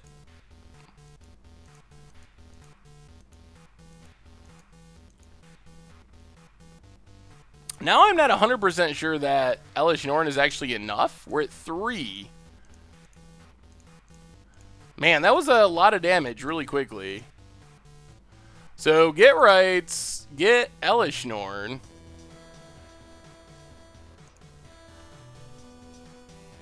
Verdant Catacombs. Well, get back our Elesh Norn.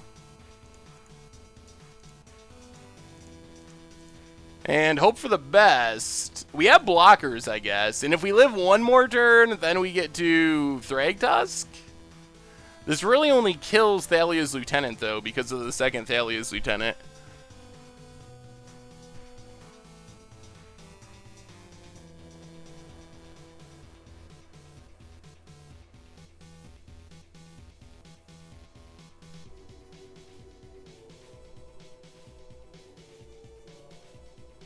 Yeah, it is unfortunate that we're up against Vintage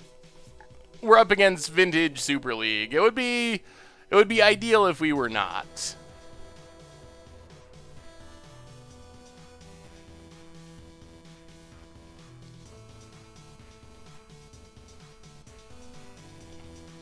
Yeah, but watch our opponent be playing red-white and just lightning bolt us to death.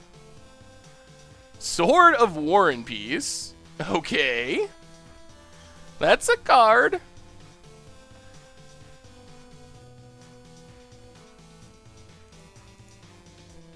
Well, we block.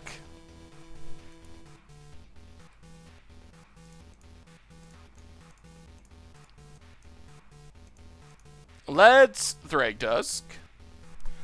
Get away from the precipice. Yeah, and it's even a Masterpiece edition, Sword of War and Peace.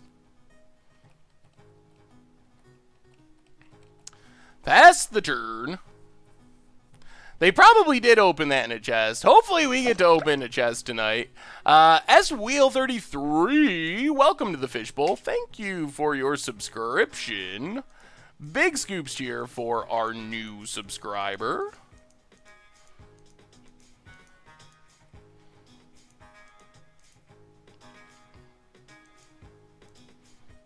All right, let's play Noble Hierarch. Play Liliana. Tick up Liliana. Get rid of the soldier. Get in with Elesh Norn. Our opponent can block there. If they try to kill it, we get to kill their hero. But that worked. Our opponent decided to not block with that thing. Whew. That was some free value. I was thinking worst case they might try to kill it and block with their hero and everything and just leave Thalia's Lieutenant and then we Liliana and win. So that would have been fine. But I was not expecting the jump block when you have a pro-white creature. Well, I guess we tick up Liliana. Oh man, I mistapped. Oh, Township. Pump up the dorks. Let's see if we can do that again. Will our opponent really fall for that a second time? Yes! Getting them! Getting them! Oh, we're getting them! Oh, and they draw the path! Okay.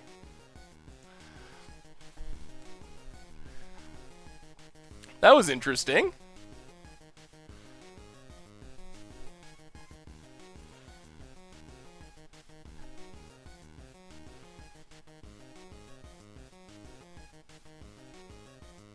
I haven't heard anything about Community Super League, Dr. Shandor. Yeah, Thragtusk is pretty big. Are we gonna die here? Oh, that was a clutch path.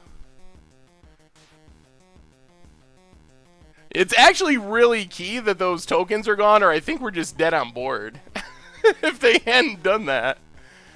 Alright, they're gonna move over the sword. Go on the big attack.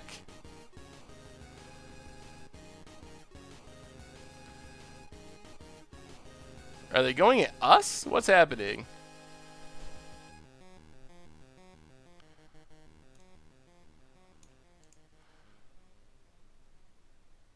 Everything at us. Oh, okay. So block with Thragtusk, block there, block there.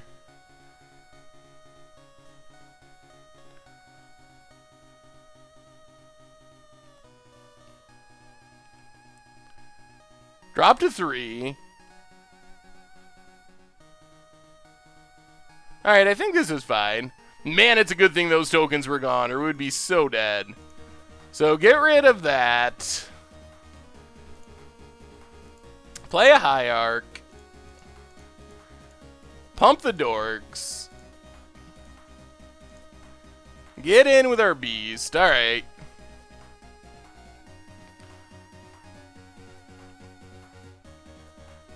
Couldn't I have killed the real creature with Lily? I don't know what you mean, Jay Zoller. Gather the townsfolk. Equips.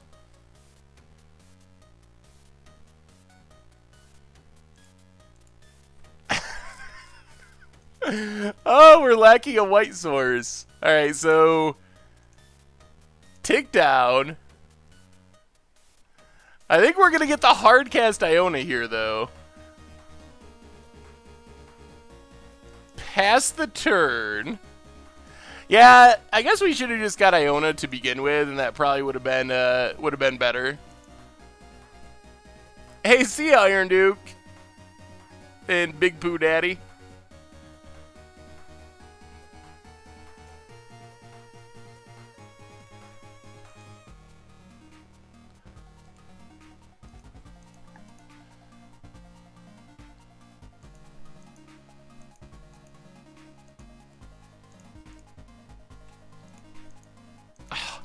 Did I really just miscount our white mana? Is that what everyone's mad about?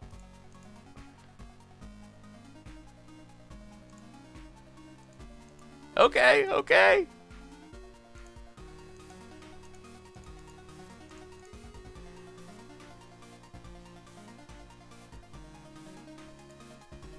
Well, play Siege Rhino. Tick up. Pass the turn.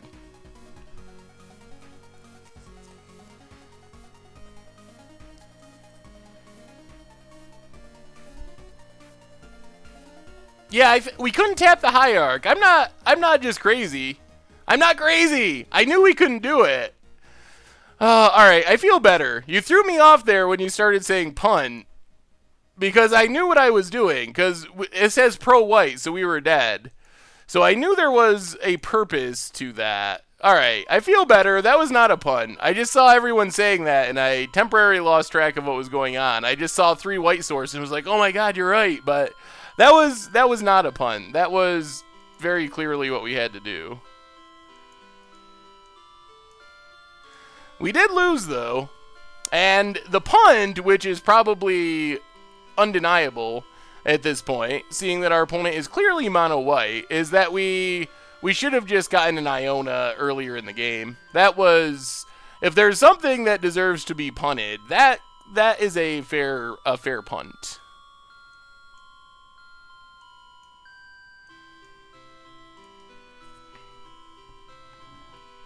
We couldn't crack Verdant, though, because if we crack Verdant, that's 1 life. We're at 3, so we crack 1 for 1 life. Then we got to get an untapped Shockland that's 2 life. We're at 0, game dead, and then that doesn't work.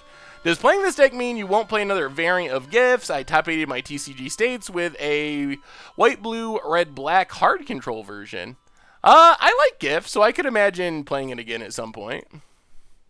Okay, I mean, we got an Abrupt Decay, we got a Lingering Souls. It's kind of a Mold to 6 because of Iona, but we'll try this. So, Breeding Pool tapped, pass the turn.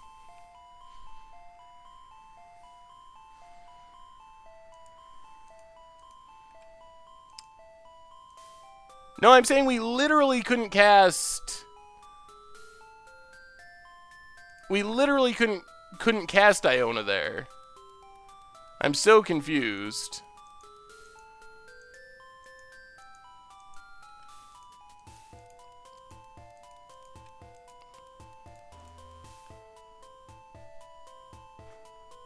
Do we need to kill that right away? Probably not. So we'll just get a Godless Shrine.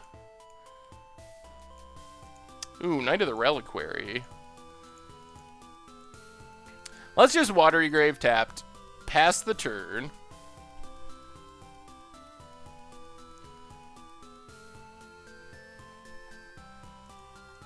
Ugh. Well, Abrupt Decay, Thalia's Lieutenant. Windswept Teeth, crack Windswept Teeth, get a Plains, play Knight of the Reliquary, and Path Mirren Crusader. Pathing now because Brave the Elements is often a 4 of in these cards, in these decks. Jeez, that is many Mirren Crusaders. Lingering Souls is a good answer to Mirren Crusader. Lots of chump blocking, unless I get a Swords on it.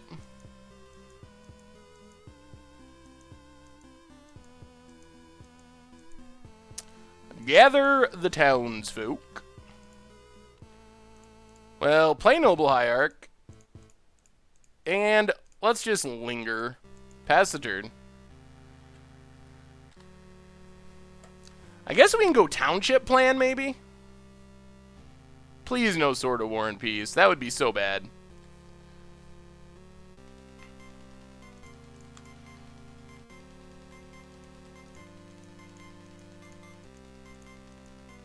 Oh my goodness! No! That is so many. Oh, wow. That is so many Mirren Crusaders. And a path? Oh, Lord. Oh, Lord.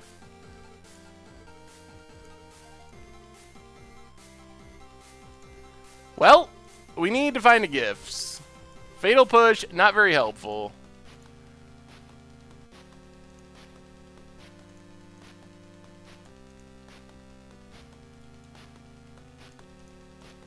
So we can Siege Rhino.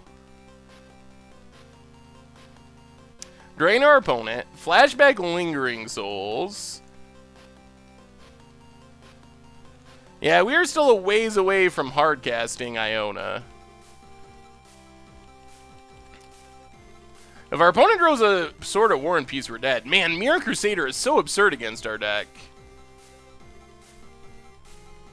No Ras. No Ras in our deck. Unfortunately.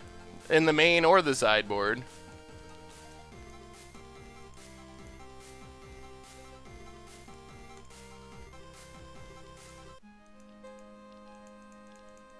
That's so much damage. Alright, I guess we block. Are these humans too? Yep.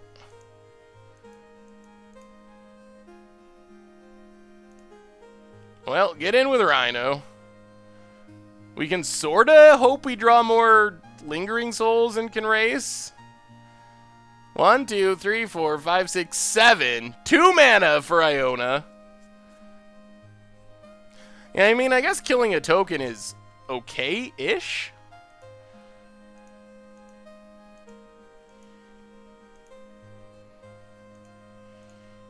Well, keep blocking.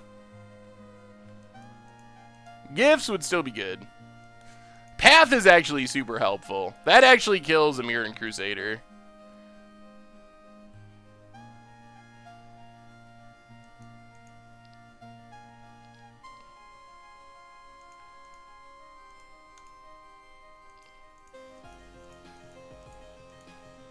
Whew, they do have Brave the Elements, too.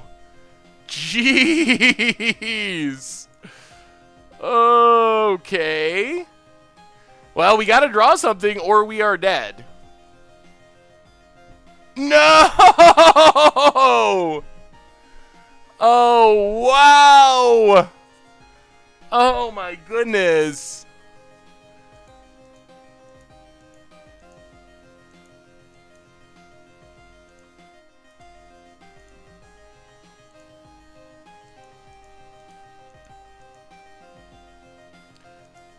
Oh, wow.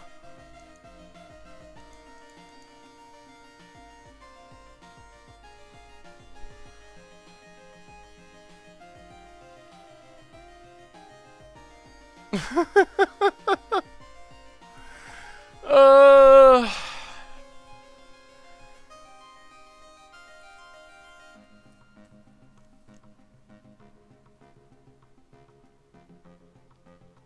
I have no idea what to do here.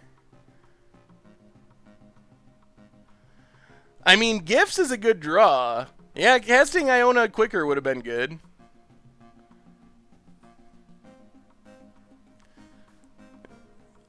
We don't have enough mana to reanimate something right away.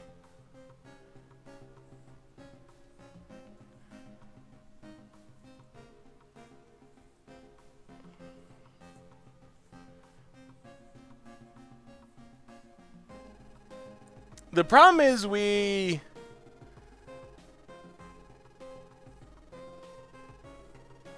Gifting for Elesh Norn doesn't win the game for us next turn, right?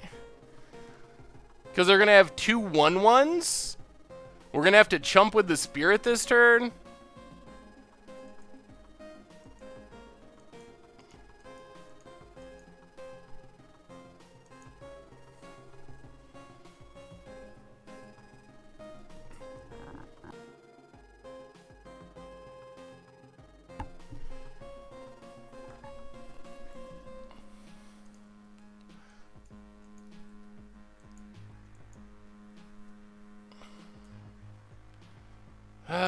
Alright, let's just pass.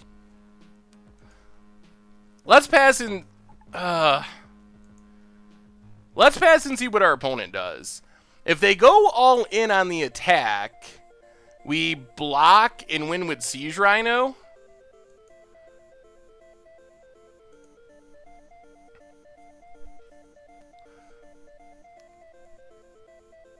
No. No!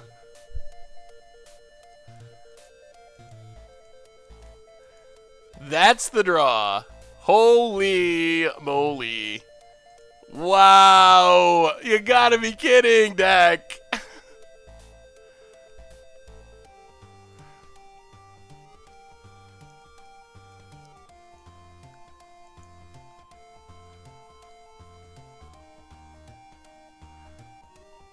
I mean, we can Gifts, but it doesn't. I don't think we can get out of it.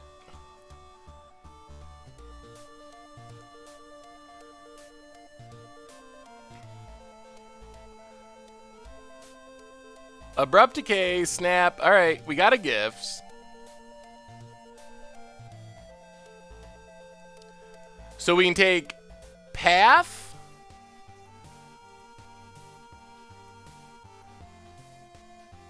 Snapcaster Mage.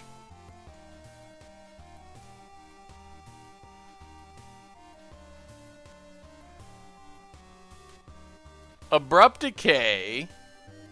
That pile should make us live. And then Elesh Norn?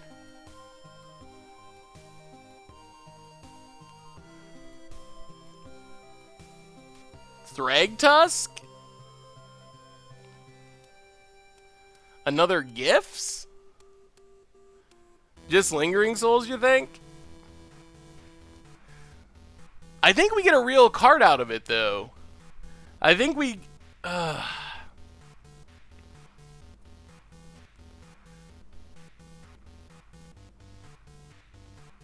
Another Rhino is... maybe lethal?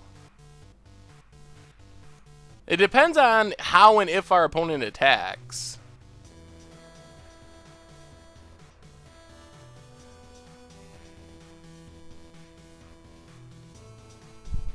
Land for Iona doesn't save us anymore, though, because they have protection with the sword. We have 7 lands right now. Or counting our Hierarch as a mana source.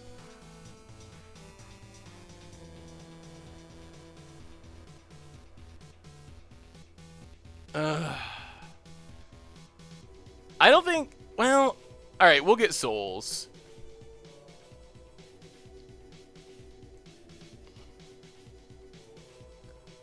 Actually, I think we're still dead here, but we'll take souls. If our opponent plays this right, we're still dead.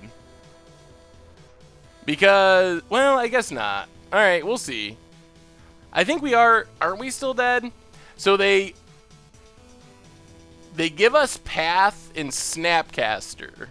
Or Path and Souls. We have to Path Mirren Crusader. Our opponent's like, oh, okay, whatever. Re-equips to the other Mirren Crusader and we die. So I think we're still just dead. Assuming our opponent sees that. And plays this Souls correctly. Casting Souls on our turn wouldn't have mattered, though. The reason we're dead is the sword that they just drew.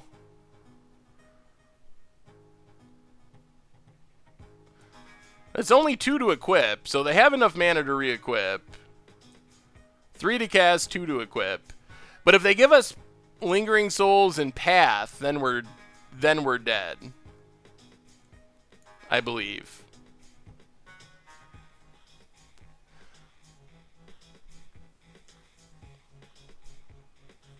We'd have to Path. Yep, they dumped the Snap.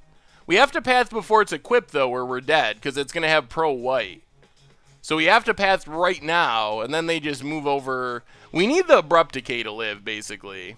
But I think they're going to give us Souls and Path, and then we're dead. But it gives it protection from White, so we can't, after it's equipped, we can't target the creature that's equipped. Because it's going to have protection. Yeah, opponent gives us the right pile. We Path. And I assume our opponent kills us.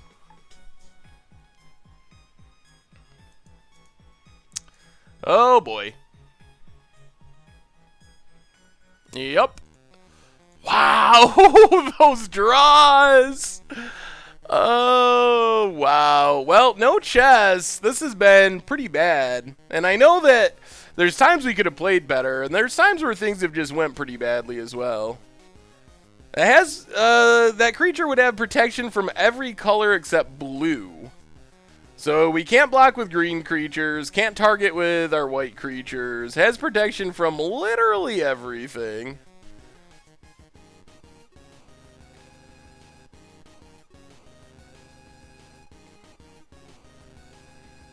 Seems like 4-color Gifts is definitely a challenging deck to play optimally. Gifts is definitely a tricky card.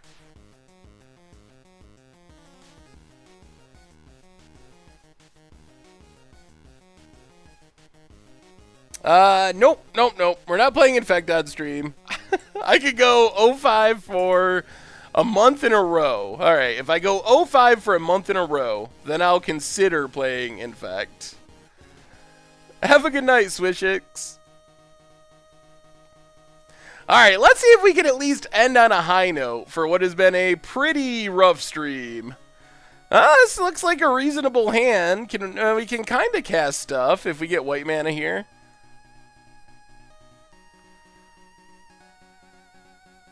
Richard, if you try to make me play Infect, I swear to God I'll quit. I'll quit. I'll quit Goldfish. I'll quit Magic. I'll quit it all. I'll go play Pokemon or a Turtle or Hex or whatever the kids are playing these days. Monastery Swift Spear for our opponent. Alright, Windswept Eve go.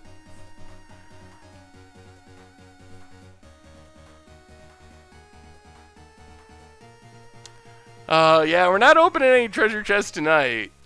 The kids are gonna be hungry. Oh dear. Oh, what is this, like a prowess deck? Blue-red prowess? Apparently. Kiln Fiend. That's scary.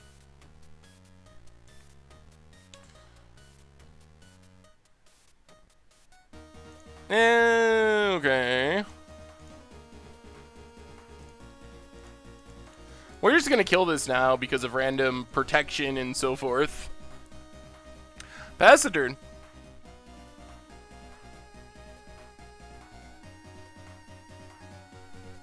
Yeah, this deck can kill you out of nowhere. Scalding Tarn cracks it. Yeah, it definitely is a lot more challenging to play Prowess without Gitaxian Probe. That much is for sure.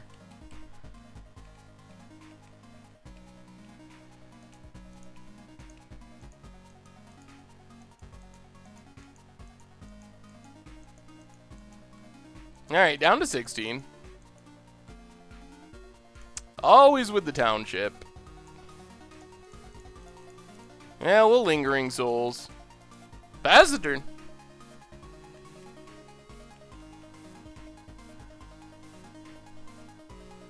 They usually play main deck Blood Moon in this deck now?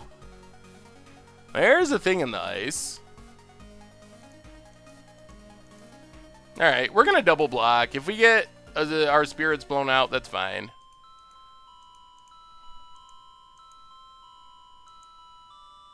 If Frontier becomes a thing, my only deck will be 20-odd Rhinos deck.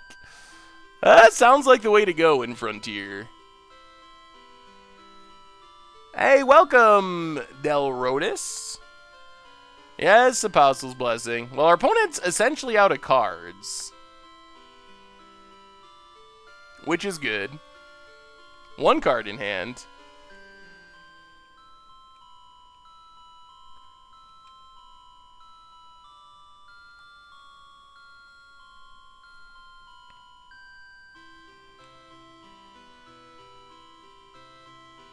Down to 12. Alright, let's Grimflayer and just pass thing in the ice right now so nothing goes horribly wrong somehow. Thinking of doing any more Frontier stuff? We'll see. I mean, it's something that could happen in the future, but I don't really have anything planned right now. The Blue-Red Prowess deck is pretty sweet. That was one of our very first budget magics. The all-in... Oh, I forget what we called it now. It was a long time ago now.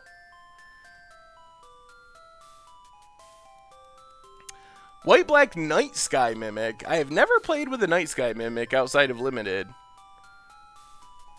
Alright, we'll take it. Down to 8.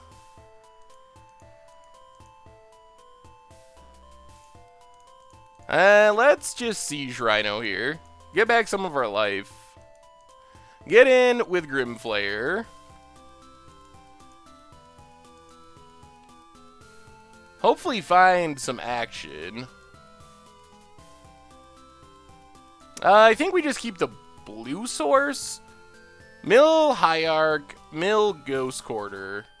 Keep Hallowed Fountain. That lets us Snapcaster back a path. Seems pretty good. What about 4 CMC plus Infect? Can call it Big Infect.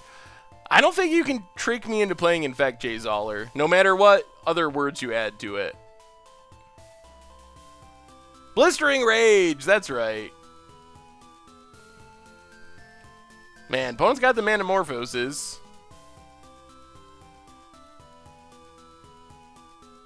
We'll see when this game ends. Might have time to sneak in a quick game of Momir. We'll see how long this match goes. Holy Manamorphoses! They just Manamorphose into Manamorphose. Oh, there's plenty of time for punt compilations. I'm sure that we'll have one of those before too long. Okay, Bedlam Reveler. Opponent's just going off. Any thoughts on decks for a new standard at this point? It's really premature to talk about it. Definitely excited about the possibility of a cycling-based deck. But, I mean, the big thing is, are they going to change anything in the format? Every fun and sweet idea is unlikely to be able to compete with Mardu and 4-color Copycat, so we'll see. Maybe there's something that will sneak up, but so far I've seen stuff that looks really sweet and like, oh man, I want to build like this janky... Good lord. Alright, we're dead. No, actually, I guess we're not dead. but we're essentially dead. We don't have any Raz, so there's no coming back from this. There's no combination of... We can't play our land untap, so we can't Snapcaster, and yeah. Alright, what do you say, chat? Do we keep playing out this match even though we're out of winning anything, or do you want to do a game of Momir? Well, what is better? We can play out the rest of this Blue-Red Prowess match, or we can just stop it and do a game of Momir to close things out. How about a Sage of Hours deck with Hardened Scales and Winding Constrictor? Alright, it looks pretty... What's the emote I'm getting from Richard? Scoops what?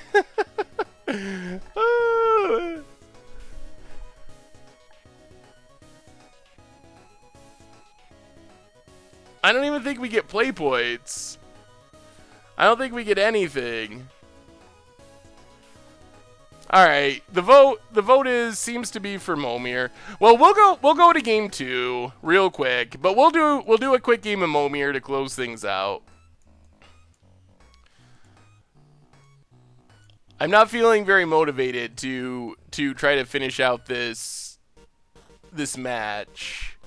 Iona, Elesh Norn. A lot of our big stuff just isn't good in this matchup.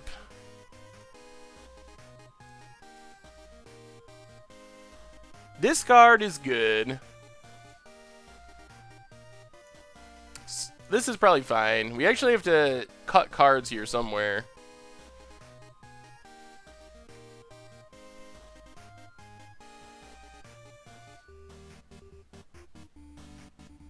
I guess we cut like Knights of the Reliquary. Probably not very good.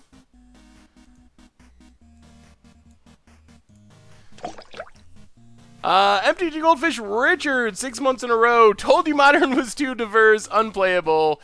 That is true. We've definitely ran into a lot of different matchups.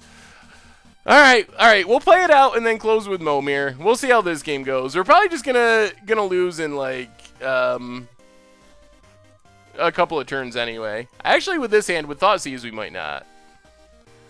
But this has pretty much been a disaster.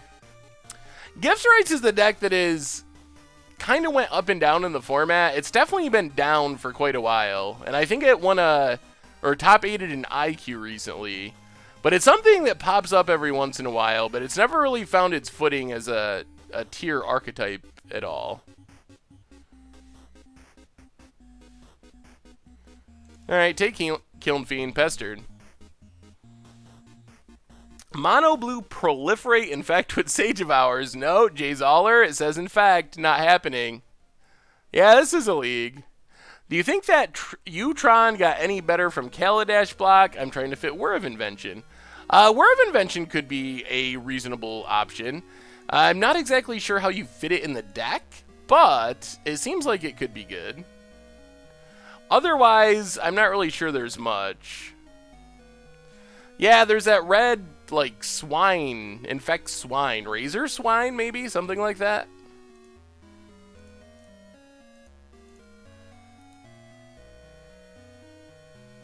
Alright, we'll just escalate this. Kill Swift Spear.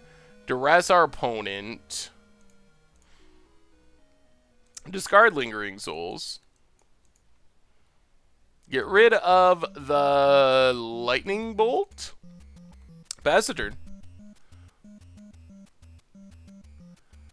Will the gods be constructed playable? I think sort of. Like, I think they will see play in specific decks to serve specific purposes, but I don't expect them to really be constructed all-stars, the ones we've seen so far. Like, I think there will be a control deck with the blue god as a finisher. I think maybe an aggro deck with the red god as like the top end of the curve. So I guess sort of similar to the Theros gods in that manner. Like, they could be very good in specific decks, but they're not going to be the next Heart of Kirin whatever type card that you just see in every single deck because it's so good you just got to play it in every deck. It's not going to be like that, I don't think. Yeah, I'm sure this deck could use some tuning.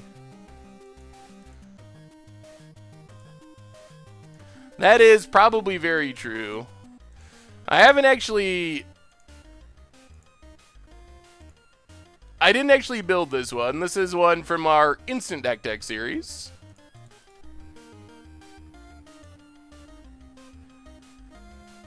I think we'll probably end up reanimating Iona, is what my guess is, on probably red?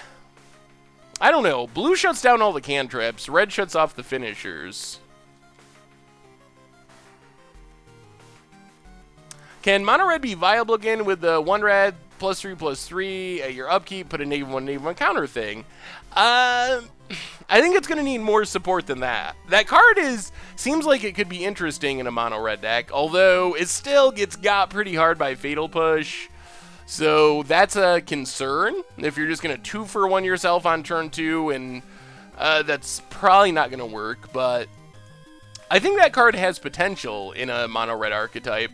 But I think we really need to see more reasonably powerful burn spells. I think that's the biggest thing that's keeping... Huh? What is our opponent doing? Okay, opponent's going off. Manamorphose. Are they really going to kill us here somehow? We just saw their hand and it was like nothing.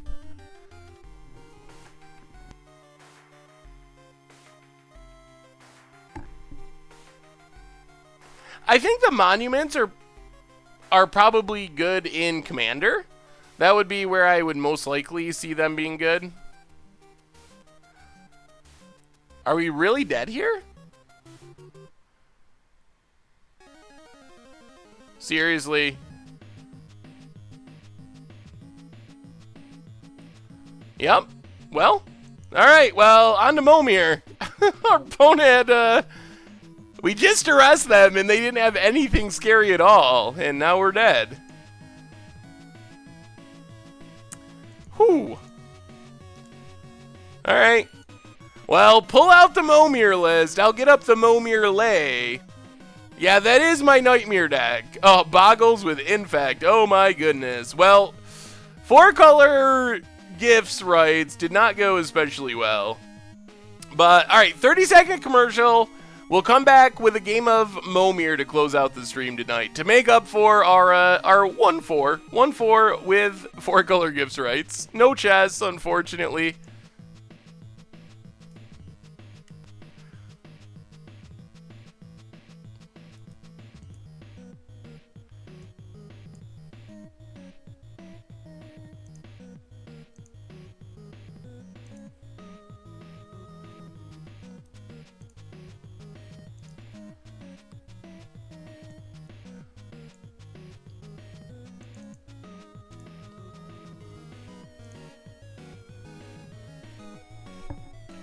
Alright, we're back. We're back. Ready for Momir. Where's our Momir list? Is anyone on the Momir list around tonight? Hey, see you, Buster Blutz. Be back on Thursday for another one. So there's the Momir list. If you're on the list, I haven't seen any of the names at the top. So if you're on the list and you want to play, send me a challenge. First challenge will get accepted. Otherwise, we'll open it up if no one from the list is interested. I showed up too late, says Sammy16508, who resubscribes 3 months in a row. Welcome back to the Fishbowl. Well, better late than never, as they say. Oh, Filthy Casual. I hadn't seen you here. Filthy Casual is here, lurking. Stops in to skip his turn. I just assume that I'm skipping you at this point, Filthy. One day you're gonna say not to skip you, and it's gonna be gonna be shocking. Because I'm just so used to that now. It's been like 2 months or 3 months. Isaac Smith, is it you that beat me with Tooth and Nail? Yep. You were playing the better ramp deck, I think. Do you think Temet is comparable to Voice of Resurgence? I guess in some ways. I don't think it's anywhere near as good. It costs a lot more mana and your token is not as big. But so it's maybe a bad Voice of Resurgence. But I can see the kind of the comparison. Well, our performance with the deck was crap. I don't think the deck is that bad as it showed. I think it was a combination. I think I could have played better at points, which is probably part of it. We ran into some weird things, like we went from one game where we got triple or quadruple Leon and Arbitered into a game where we got triple Mirren Crusader, which are just things that our deck is not very well set up to handle. So we ran into the just like odd, weird matchups that happen to line up really well with what we're doing. So it seems like a combination of things. So I think the deck is better than it looked, but I think it can be improved. Like, definitely should have some Wrath somewhere. It's kind of crazy to play a Gifts Rites without any Wraths anywhere in the 75. So I think that the archetype is okay, and the deck could be better, and it's just a combination of things. Yeah, I guess if no one on the Momir list is going for it, send me a challenge, Timothy. I think you have the record for most games of Momir on the stream. Somehow, even though you haven't been on the list for a while, you always manage to ninja your way into the game.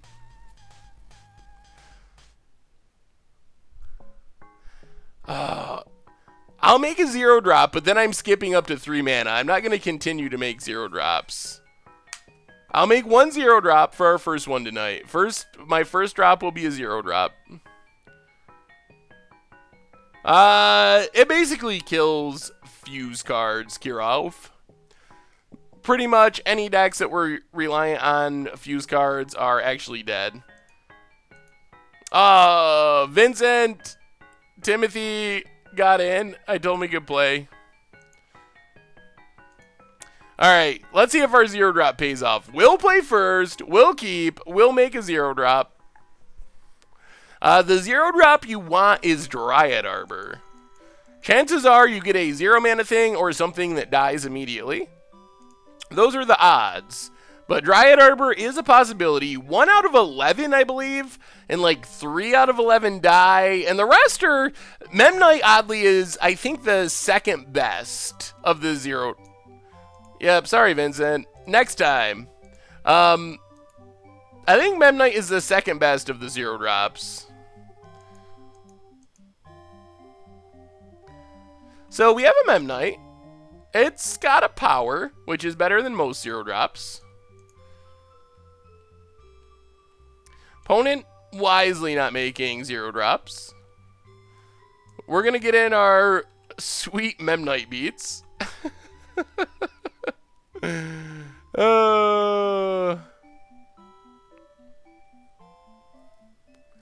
our opponent going to make a 2-drop? What do they get? Goblin Electromancer. One of those cards that's super good in normal Magic, very not good in in Momir. So I think we actually have to skip our 3-drop as well, since we're on the play, and start making things at 4-drops if we want to get to 8s. Yeah, we're winning 24-23. Scoreboard.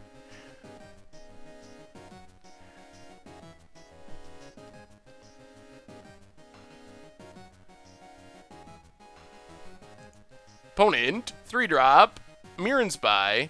Whenever you cast an artifact, you can untap target creature. Also not especially good in Momir. I guess it's a flyer, so it's not the worst. We're going to get beat down by Electromancers. Alright, hopefully we start doing things here. Come on, 4-drop. Ondu Greathorn. Momir is so weird. We had this card last game of Momir we played. I don't know how, when there's like 3,000 or something 4-drops in Magic, that we see the same one twice in a row. That's got to be so insane. And I've still never been phaged. At this point, I have to be the luckiest 7 Breezekeeper. Going to phase itself into oblivion, unfortunately. 4/4 flying for 4, but it phases. Alright, we get beaten down by the spy. Well, 5-drop time. Yeah, we got Populate Flicker Wisp before, and that was super sweet. That was pretty much unbeatable. Ooh, Thorncaster Sliver. Probably better known as Hellrider Sliver. I don't think... Well, I guess we can attack, right? They block. Yeah. I mean, this thing's gonna go anyway, so I might as well chump.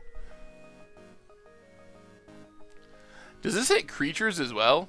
It does hit creatures as well. Well, maybe we'll hit more slivers. What's the 6-drop? Magmatic Sliver?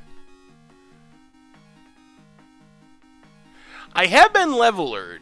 I've definitely got Levelered, but I've never been Phaged. Also, never been Revokered, which I guess that's not surprising since there's about 1 million 2-drops.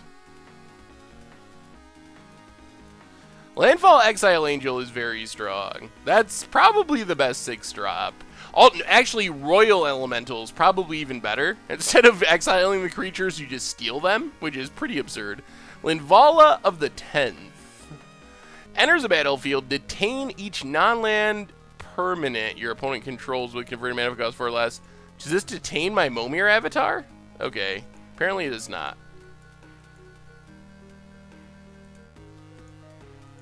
I hope it does not. Also has Pro Red twice for some reason. Oh. Alright. Momir avatar not detained.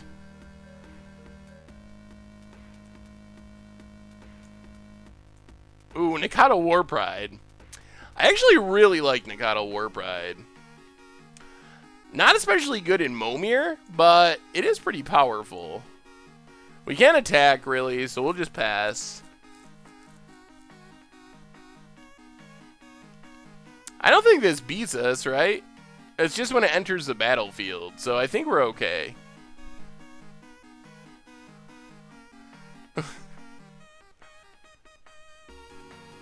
Oh, dear.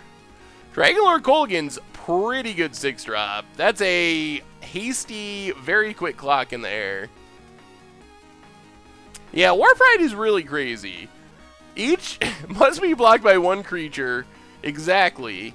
And when it attacks, you get X tokens that are copies of it, where X is the number of creatures your opponent controls.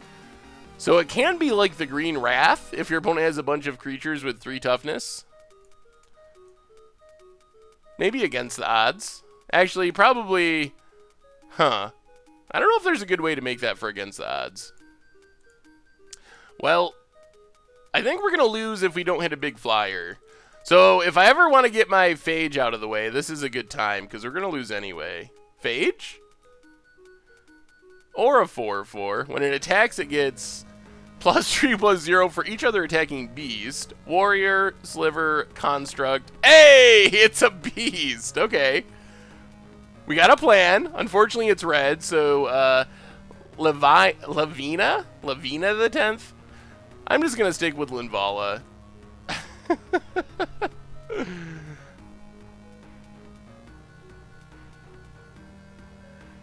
Barracuda! The constructed deck was not very great, but it was fun still.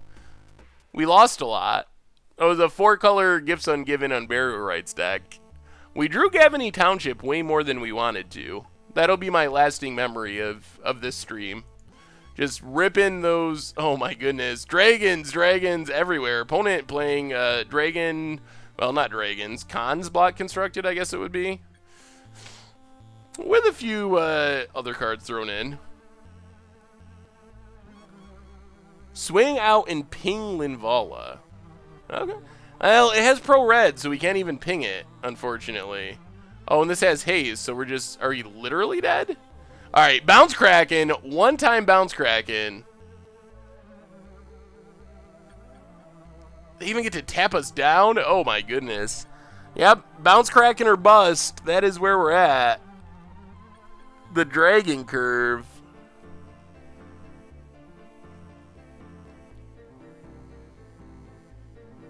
Forbidden Orchard and mass tapping. That would be a good way to go about it, potentially. Doing the Nikata Warpride against the odds.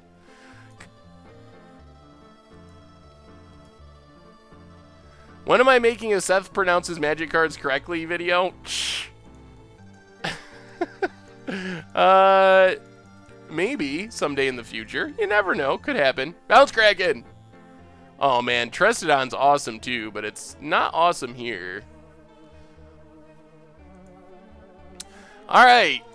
Well, first game of Momir, pretty much like the stream. Getting crushed.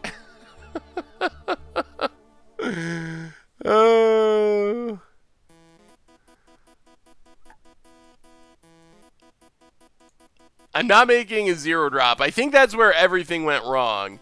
We made that 0-drop, it was a Memnite, and things just went downhill from there. So I think we're going to avoid that this time.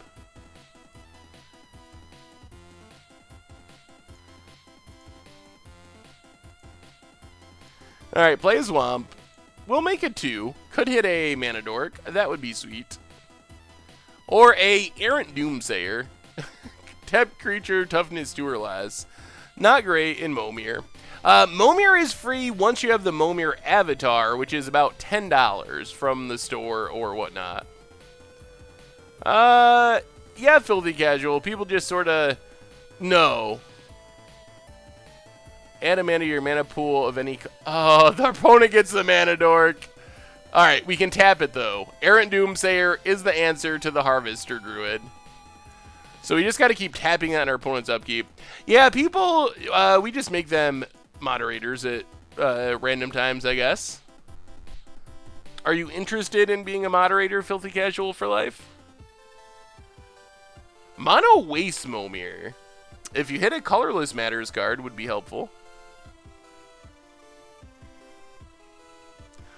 It's the Watchdog. As long as it's untapped, all creatures attacking you get -1, -0. But it has to attack each turn if able. What were they thinking? Oh, it blocks each turn if able. That makes more sense. But it still just dies because it's a 1/2. That is a really bad Magic card. Watchdog has got to be one of the worst cards I've seen in a while. Whew, that's bad. It's even an uncommon. We get the Goblin Wizard.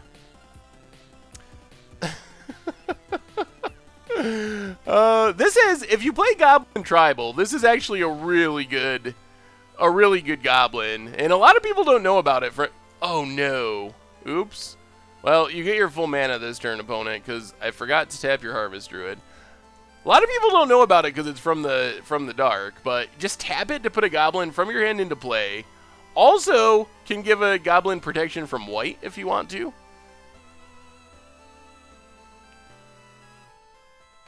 Lichanthrope. If damage will be dealt to it, put that money -1/-1 counters on it instead. So it's just a 5/5 for 5 with the downside. It's amazing to see how far creatures have come. Now, what is Ridge Scale Tusker? Ridge Scale Tusker, is that a 5/5 or a 4/4? I might be misspeaking.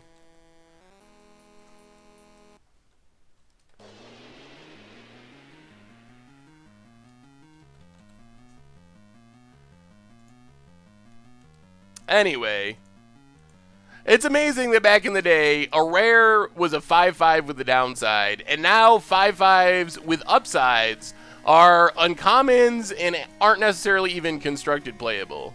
Not that this was constructed playable. Primeval Shambler, 5 mana, 3/3 with black fire breathing. All right, Pestered.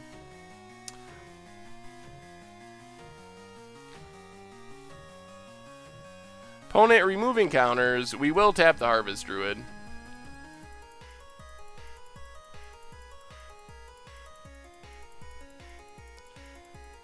It's a plant fungus. Hound. Human Druid. Horror Mercenary. Human Rebel. Put the top, put a card opponent owns from exile into the player's graveyard. Draw a card, then discard a card. No cards in exile. It is like a worse Nantucket Shade. Well, I guess we get beaten down by this Lycanthrope, whatever. Something. The fungus plant. 6 drop time. Gives us... Ooh, Valley Maker. Sack a mountain, 3 damage to a creature. Sack a forest. Choose a player. That player adds 3 to their mana pool. That's actually decent-ish. Still don't really want to block this thing with it. Tap Harvest Druid. Do you think we will see an ATOG Fling deck in Standard? I think people will try it. I'm not sure that it'll work, but I think people will definitely try Fling decks. Metalwork Colossus Fling, Electrostatic, oh lord. Pummeler, oh wait. At the beginning of your upkeep, if it's not a token. Okay. So it doesn't actually get to make a token of it, right? That's good. It's just a 6-mana clone.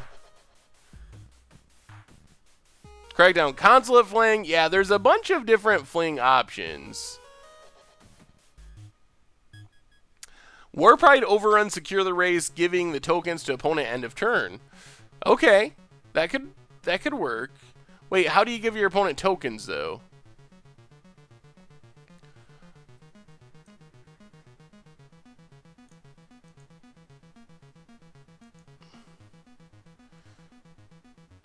Alright, whatever. We'll trade.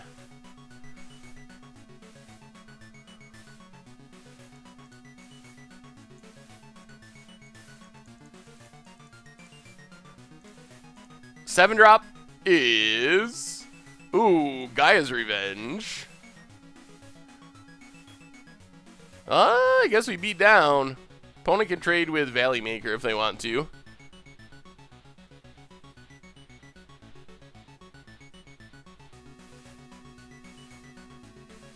Oh, Watchdog has to block, whether you want to or not.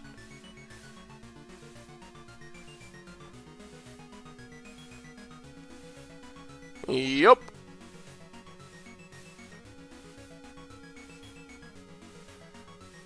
Alright. Well, board relatively clear as we get to the big haymakers. Yeah, I'll have to look, Iron Root, Iron Chef, Ravnica. I think there are cards that give opponents tokens, but I don't think Secure the Waste can, unfortunately. It would be sweet, but that same idea probably does work, even if Secure the Waste doesn't. 5/3 or 3/5 flyer. Eh. I mean, it's a big flyer, so it's not bad. I think we're gonna start making creatures post-combat, because we can probably get in free damage with this thing. Maybe our opponent blocks here, and then we can only make a 6-drop. Forbidden Orchard works. Alright, free damage. We'll take it. Make an 8.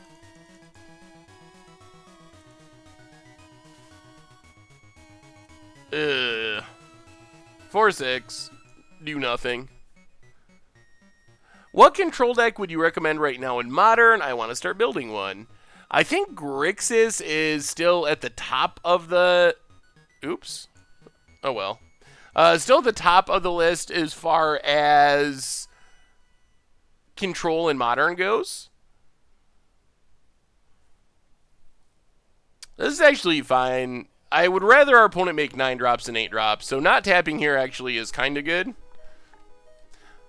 Because 9 drops are pretty bad. Like Groznoth, for example. But Blue-White has also been doing pretty well. Yeah, Lantern Control. I don't think... I know it's called Control, but that doesn't strike me as a typical Control deck. That's more like Prison, which I guess is a type of Control, but... I don't really think of Lantern Control in the same vein as... like Cryptic Command, Remand, Snapcaster type decks. Grixis or Blue-White or whatever. But I think Grixis and Blue-White are probably the two to look towards. Blue-White has some advantages because it's fairly cheap. And you can build some fairly cheap builds of Blue-White that you can then upgrade later. So I might start with Blue-White because it is, you can get a pretty functional blue-white control list without spending a ton of money, and then just upgrade it more towards an optimal list with Celestial Colonnades and all that stuff as you go along. Walker of the Grove. Yes, we have the Avatar of Might. Chaz's favorite card. For some reason. We will keep getting beaten down by the Flyer. Down to 13. We have not had any really good threats in this Momir game. Oh, no. Oh, man. Why, I've never gotten a Phage. I've definitely gotten my share of Scornful Egotists. Oh, the troll card. I swear that Wizards made this just to troll Momir players. They probably didn't even know that Momir would be a thing, but somehow, subconsciously, they knew that Momir would be a format. That's another big flyer. Jay Jackson, 82, 6 months in a row. Welcome back to the Fishbowl. Thank you for your subscription. Big scoops cheer for our resubscriber. It's just a casual 8-mana 1/1. The idea is you can morph it for 1.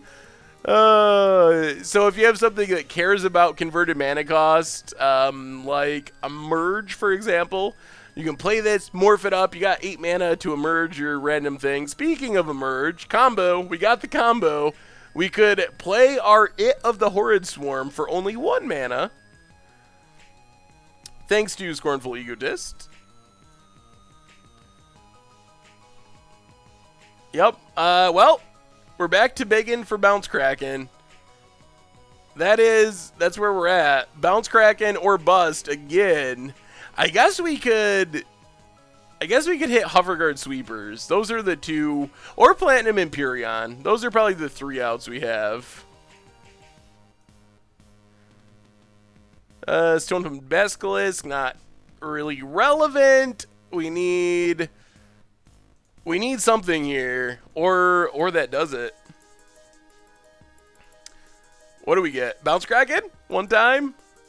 Death Coil Worm. Jesus, Egotist. Memnites and Egotists and Drawing Gavany Townships. Whoo, man, so much losing tonight, boys and girls. The 5-0 dream was shattered. We went 1-4 in Constructed, 0-1 in Momir. Good game, Timothy. Good game, good game. Whoo, boy. Well, it was an interesting one. So, yeah, I mean, I think Gifts Rites is better than it looked in our matches. Momir is Momir. You never know what's going to happen. So, I don't know. We didn't win a lot, but it was still fun. Got to talk about some spoilers and other stuff, so it was still a good time. So I think that's probably going to wrap things up for tonight. On the way out the door, just a reminder, MTG Goldfish Replay YouTube is where you can find this stream in the future and all the other streams, so sub to that if you haven't already.